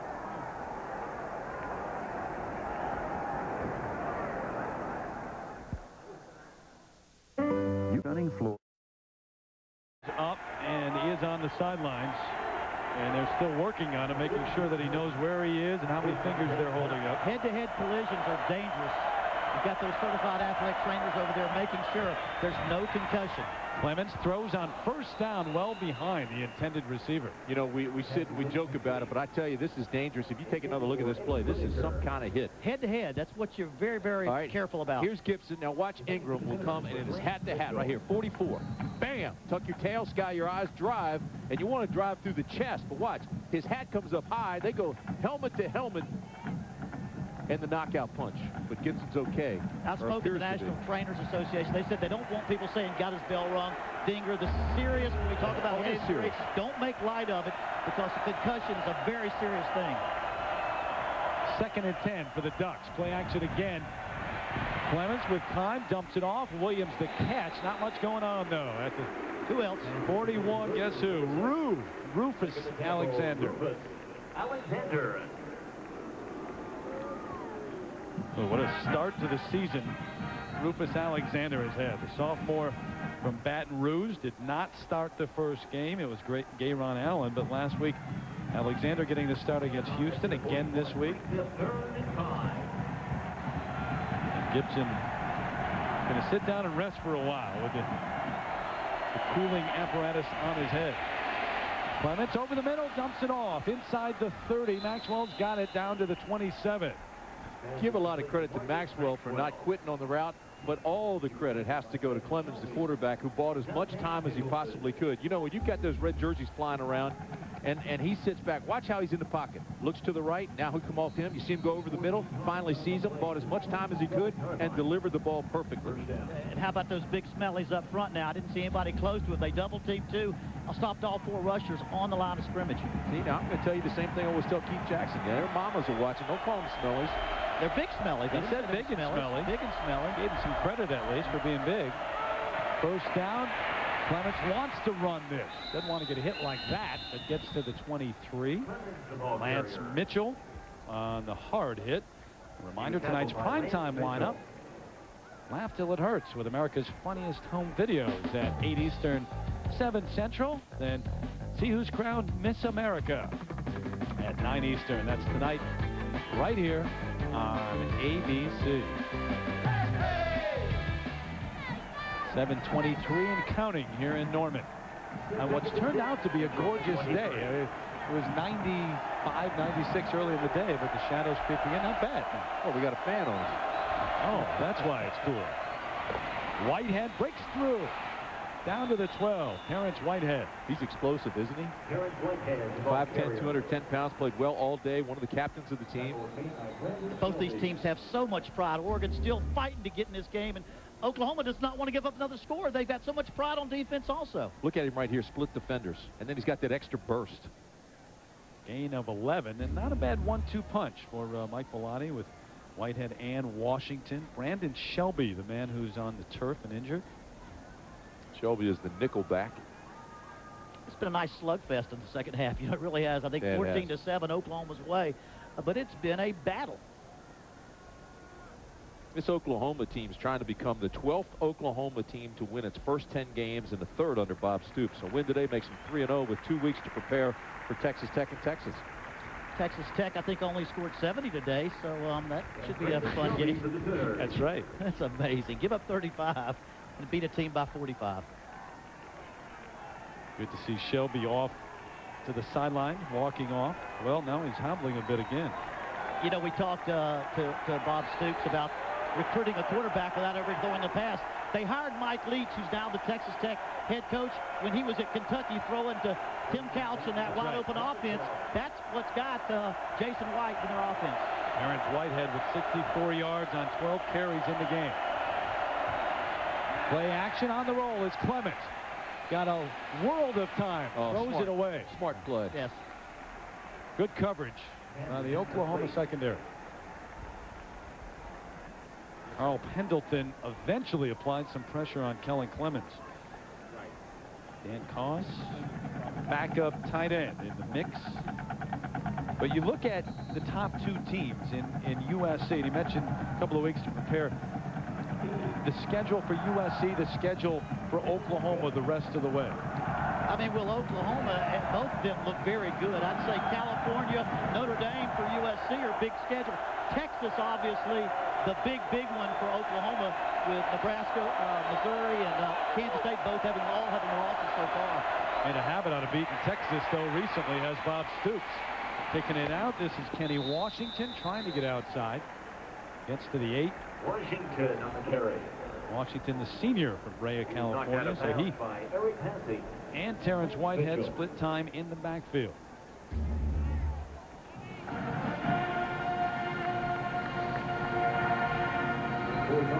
I'm telling you something about Ingram. Ingram is a good guy, but he's got bad intentions. He flat out hits folks. Well, you know, if you're going to run that option with a passing quarterback, you got a chance to get that passing quarterback hit. That's why very few passing teams run a whole lot of the options. 3rd and 6. Here come the Sooners showing blitz. Over the middle, broken up.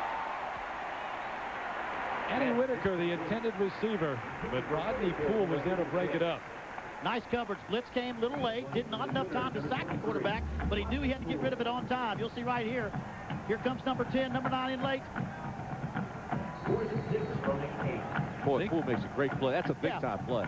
Got a big tight end there. You hope that he get it into frame and catch it, even though he's covered, but big-time defensive play. So where Clements wanted it before he got it. You know, he rose the foot to tell his center, now I'm ready, but he wanted the ball before that blitz got there. Game, that's right. 25-yard attempt from Jared Siegelman. Need a good snap. Didn't get one the last time, and this one's blocked. So they bobbled the snap the last time. Don't pick up the first down, and now the Sooners block it. It may have been Rodney Poole. We'll see. You know, Terry mentioned the inside snap on the hip, which is hard to feel. He got it again, but he made the catch, and he put it down. But this thing was knocked down like a fly swatter. I don't know what the vertical jump is over there, if that was Brandon Poole or whoever. It had to be low. Inside, there it is. Now watch the low kick. Oh, my. It had, yeah. That's one of those 47 vertical jumps. No, I'm kidding. I'm just kidding. Maybe 41. Maybe 42. I tell you what, though, that's illegal this year. You can't jump with that's an illegal play. We'll come back and talk about it. There should have been a flag. But Poole was the man who blocked it. Hold it. He did. Should have been a flag. They should have had another kick. Irrespective of the fact that he did not block the kick, he, in fact, caused the infraction. That was Rodney Poole that blocked it. Look at Peterson bouncing off a one to the outside. Finally brought down at the 15. Well, Adrian Peterson just showing you why he was all everything in high school. Here comes 44, Ingram. He goes up. The rule says you cannot come down on anybody. He clearly did. That's a infraction. It's a new rule this year. There should have been a flag. There is none. It's a new rule, and the officials should not have missed it because his emphasis should be on watching a new rule they just put in this year. 2nd and 5. Do you like the rule? Yeah, I do. Absolutely. Inside gives straight into the line. Look at the pile move across the 20, close to a first down is Adrian Peterson. Terry, Brandon Poole, who made the block, he jumped vertically straight up in the air, blocked it, came straight down. It still allows someone to make a great play, or does not allow a kicker to line drive it. You just can't jump up on top of somebody and use the pile to get you higher. And they addressed that a couple of years ago, where you can't use step on him. A teammate to step right, and now you can't land on an opponent.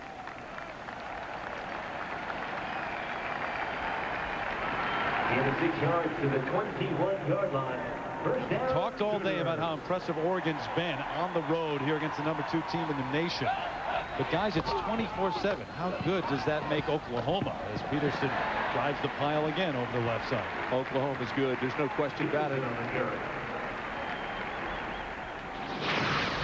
Take a look at the Pacific Life game summary. Jason White staying in the game late. Here he goes to Moses. That's a touchdown to make it 10-0. Then here comes Dante Hickson. Watch this. Explodes through the line. 25 yards. Made it 17-0. It's 17-7 when Peterson explodes with a 40-yard run. The true freshman takes it in to make it 24-7.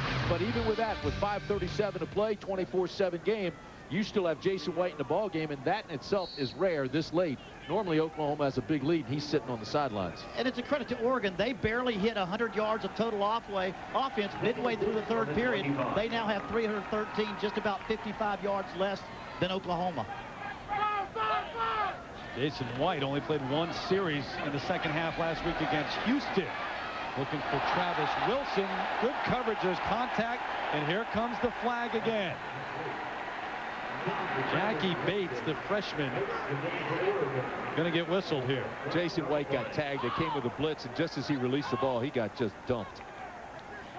You know, 24-7, and I can't see this game getting any closer. I would think it's time to get Jason White out of there. I don't care if he's mobile or more mobile. He's still got a leg that you got to protect. I'm not so sure this is one series too many for Jason White. Well, there's no question they came with the backside blitz, and just as he released that ball, they put him on his behind. Watch this. All right, here's the pump fake. Boom. There's the hit. 7. Penalty is 15 yards, and it's a first down. Now, Valenzuela could have made it more difficult and hit him harder than he did. Yeah. But he just kind of threw him down. Well, let's see if the staff leaves him in. I just don't know. Here comes 99, Valenzuela. Boom, there's the pop. Jason White still in the ball game. You get a knee injury right here. You get a season-ending knee injury. Jason White right here with 5 minutes left, up 24-7. And I think you second-guess yourself the rest of the season. Changes your season just a bit. Peterson dancing around, bouncing outside, through the grasp of one across midfield. How good is Adrian Peterson going to be in his career here at Oklahoma? Well, he bench presses the world. He's got terrific balance, doesn't offer his body up to the tackler, and he's quicker than gossip. I mean, the guy just plays. You know, they talked about this is the first year they've had a 1-2 punch in the backfield since their championship 10 years. I'm talking about Juwan Jones and now Adrian Peterson. They've got two different guys, can do it different ways. You can name him, you can call him number 2 all you want to. But I'm going to make sure he's in the game. And if it's not one of those two, then you give it to Dante Hickson, who goes 25 yards for a touchdown. I mean, they're loaded. Well, DJ Wolf also is another one that they think they can play, but they didn't have that since the national championship team where they had more than one back in the backfield. Run the play clock all the way down, give it to Peterson. Not a bad idea. He's got a first down for Oklahoma. Late flag, Terry, might have been face mask. Yeah. You talk about Jason White still being in the game. His numbers in the Heisman. There you go. There you go. Even more impressive when you consider that over the last 2 years, White has been on the bench 6 full quarters because Oklahoma has blown so many people out. Yeah, and I think maybe there's a toughness factor is getting your first team to go 4 quarters, making sure they see 4 quarters. Little face mask. Inadvertent face mask on number 28 of the defense. It's a 5-yard penalty from the end of the run, and it's enough for a first down. Well, here's the deal with Jason White. First Heisman Trophy winner to return to school with the trophy since BYU's Ty Detmer got it in 1991. Then you look at, does he have a shot this year? Well, he doesn't have any pressure. It's probably between he and Leinart, the way the formula is, because the quarterback has the advantage. He throws deep. That makes for highlights on SportsCenter. Gets plenty of recognition. The team will probably be in the national title hunt. Now, all that mixed together, he's got to be the leading candidate again for the Heisman. Peterson busting through. Adrian Peterson might be in the hunt now before the year's out. But here's what Jason White must do. His last 2 games against Kansas State and LSU, I think the crowd felt he's maybe overrated. He didn't throw that well. He couldn't move. I don't think they knew how injured he was. He wasn't mobile. He had a knee problem. He had an ankle problem, a wrist problem. I think what he's got to do this year is convince people that those 2 games were an anomaly they caused by injury and that he is the outstanding athlete that everybody thought he was before those last 2 games. First down, Sooner.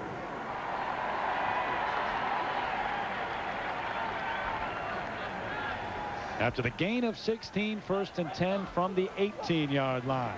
Why not go back to the freshman? Spin it all the way to the end zone. Here is your next great running back in the United States of America. There is absolutely no question about it. The #1 player in the nation in high school last year. Now as a true freshman, he's just making college ball look like it was on the prep level.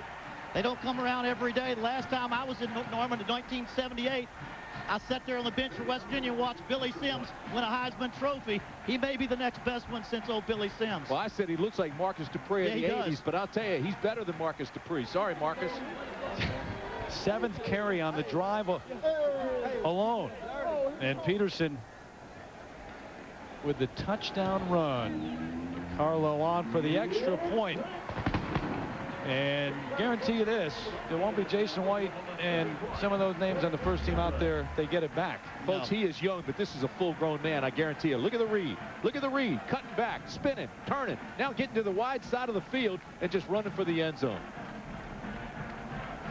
You talk about the total package here. Look at the quickness of the whole change of direction, power to break the tackle, and then speed to accelerate away from the defenders for the touchdown. He's got it all just as a true freshman. Now just bring him along slowly mentally. That run to me was not as impressive as his 40-yard run for the touchdown because he got through the hole so quickly that first time. Didn't give the defense time to react. He was already in the secondary. He can do it in a lot of ways. You're right. He can just outrun you or run over you and bounce off. 7.6 yards per run. It came in averaging over 5 yards a carry for the season. So that is going up. A couple of touchdowns. And that's without starting, Terry. He didn't play hardly at all in the first quarter. I don't remember taking a snap in the first quarter. You know, I think that's that game plan that they use. They've got 2 outstanding backs and share the reps, and whoever has a hot hand, they go with him. And I don't remember Kewan Jones being in for a snap in the second half. Well, no. I'm not sure I saw him in the second quarter too much, just a little bit. And you got a feel for that guy. I mean, good grief, what a running back he is. 1,700 yards and 30 touchdowns in his career. And now he sees the freshman doing this behind him.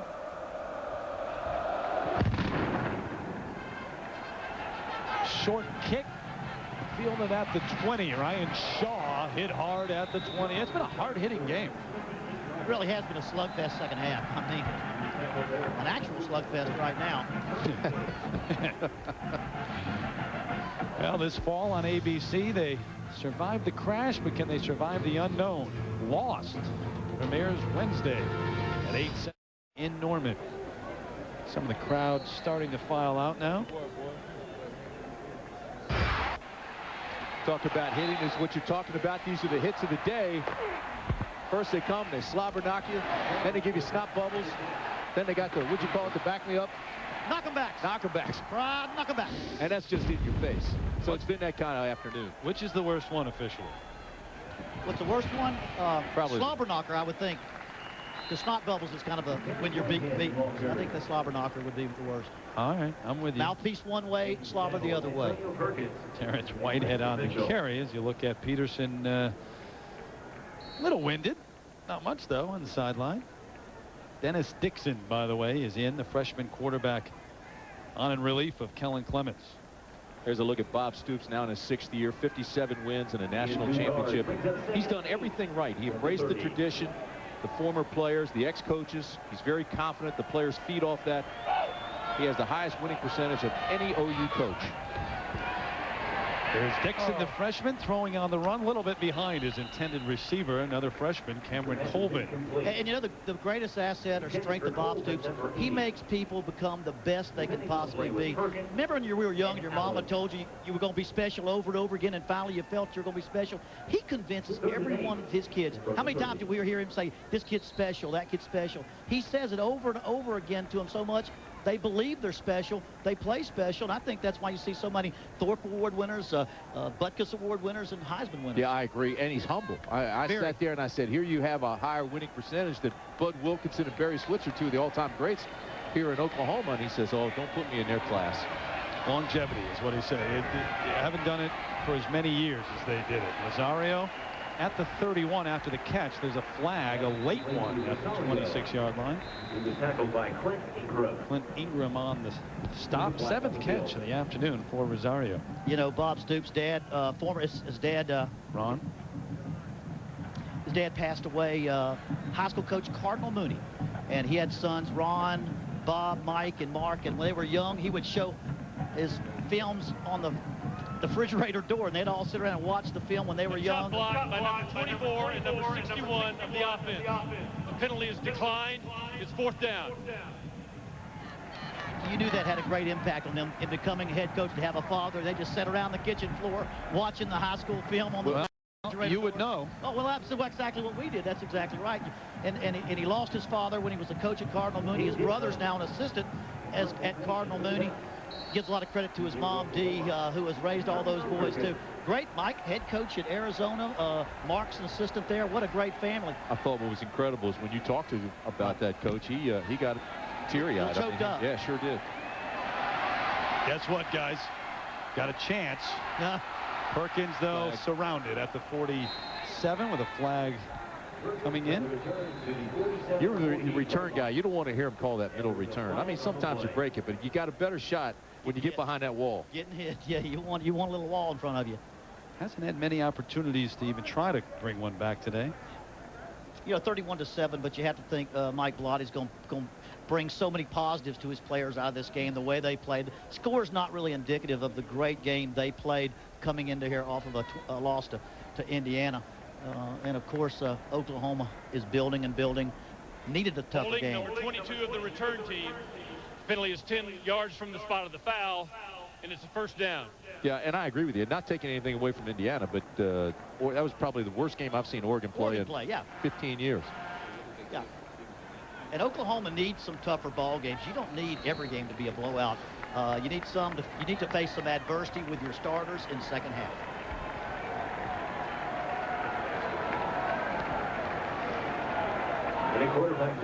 So Oklahoma taking over with Tommy Grady, not Jason White. As we mentioned, we wouldn't see White back.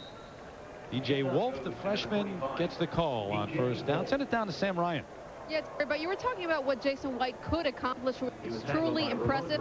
Only the 8th Heisman Trophy winner to try to repeat. Archie Griffin, the only one to do so for Ohio State. Now, Jason told me he spoke to Archie. They didn't really talk about the Heisman, though, but Archie did give him some advice about coming back. He said, make sure you're happy with your decision. And Jason said, you know what, I want to win the Big 12. I want to win the national championship. As far as repeating for the Heisman, he said, no pressure there because I've done it already. I've got other goals now. Well, you know, Sam, it's more than that as well. I really firmly believe that Jason White returned to improve his stock with the National Football League. He wants to prove that he's mobile, that he's solid, that his knees will hold up at the league playing on Sundays. I think that really influenced him coming back. And last year he never had a chance, forget about playing on Saturdays, never had a chance to practice a full week all season long. Hey, you want to break my father's heart, though? You know what his number one choice was out of high school? What school he wanted to go to number one? I know. Florida State. His sister played softball. He wanted to go to Florida State. When Jason White told you that last night, your eyes got big as saucers. Thinking, okay, a couple of national championships for Florida State with that guy. Gee, many Christmas. But he's made a good decision. He sure has. And it means a lot from Tuttle, Oklahoma. Now, are you really going to tell your dad what Jason said about he wanted to go to Florida State? Yeah, he did. Didn't recruit him. I mean, gee, many Christmas. What's wrong with that man? Wolf swarmed under as soon as he got the football that time. 3 ducks all over him. And thought you were going to say 3 ducks in a row. No. I say, who's going to be Oklahoma's biggest competition in the Big 12 this year? We got Nebraska won today but lost to Southern Miss. Kansas State beaten bad by Fresno. Well, you saw Texas Tech is up next. Right. And they put on 70 on the board today. That's followed by the Red River Shootout with Texas. And then you got, Missouri. Which is always tough no matter what. Today's Chevrolet players of the game, Colin Clemens and Adrian Peterson. The numbers right there for both of them. In recognition of their efforts, Chevrolet will make a $1,000 contribution to each university's general scholarship fund. 183 yards for Peterson. 40-yard touchdown run, an 18-yard touchdown run. Jason White certainly could have been chosen as well, but when a freshman does what Peterson did, got to give it to him. And for Clemens, at least psychologically, you walk away from this week's game thinking, all right, I survived on the road. We got to get better. We have to do things, but it wasn't the Indiana game, that's for sure. It sure wasn't. As a team, it wasn't, and for him personally, wasn't. Late in the game, they got within 6, and he could have brought them back for a victory. He made 2 foolish interceptions. That's not what a returning starter does. He felt bad about it. He criticized himself, and you can see today he's come back. You don't see any foolish mistakes by Kellen Clemens. I'm going to tell you something about Clemens. I think he's a big-time quarterback. He's got a live arm. He throws the ball well. He sees the field. He's mobile. He's big time. Yeah, I think he's going to see Sundays out there with that arm, that quick release, and the intelligence that he has. Right.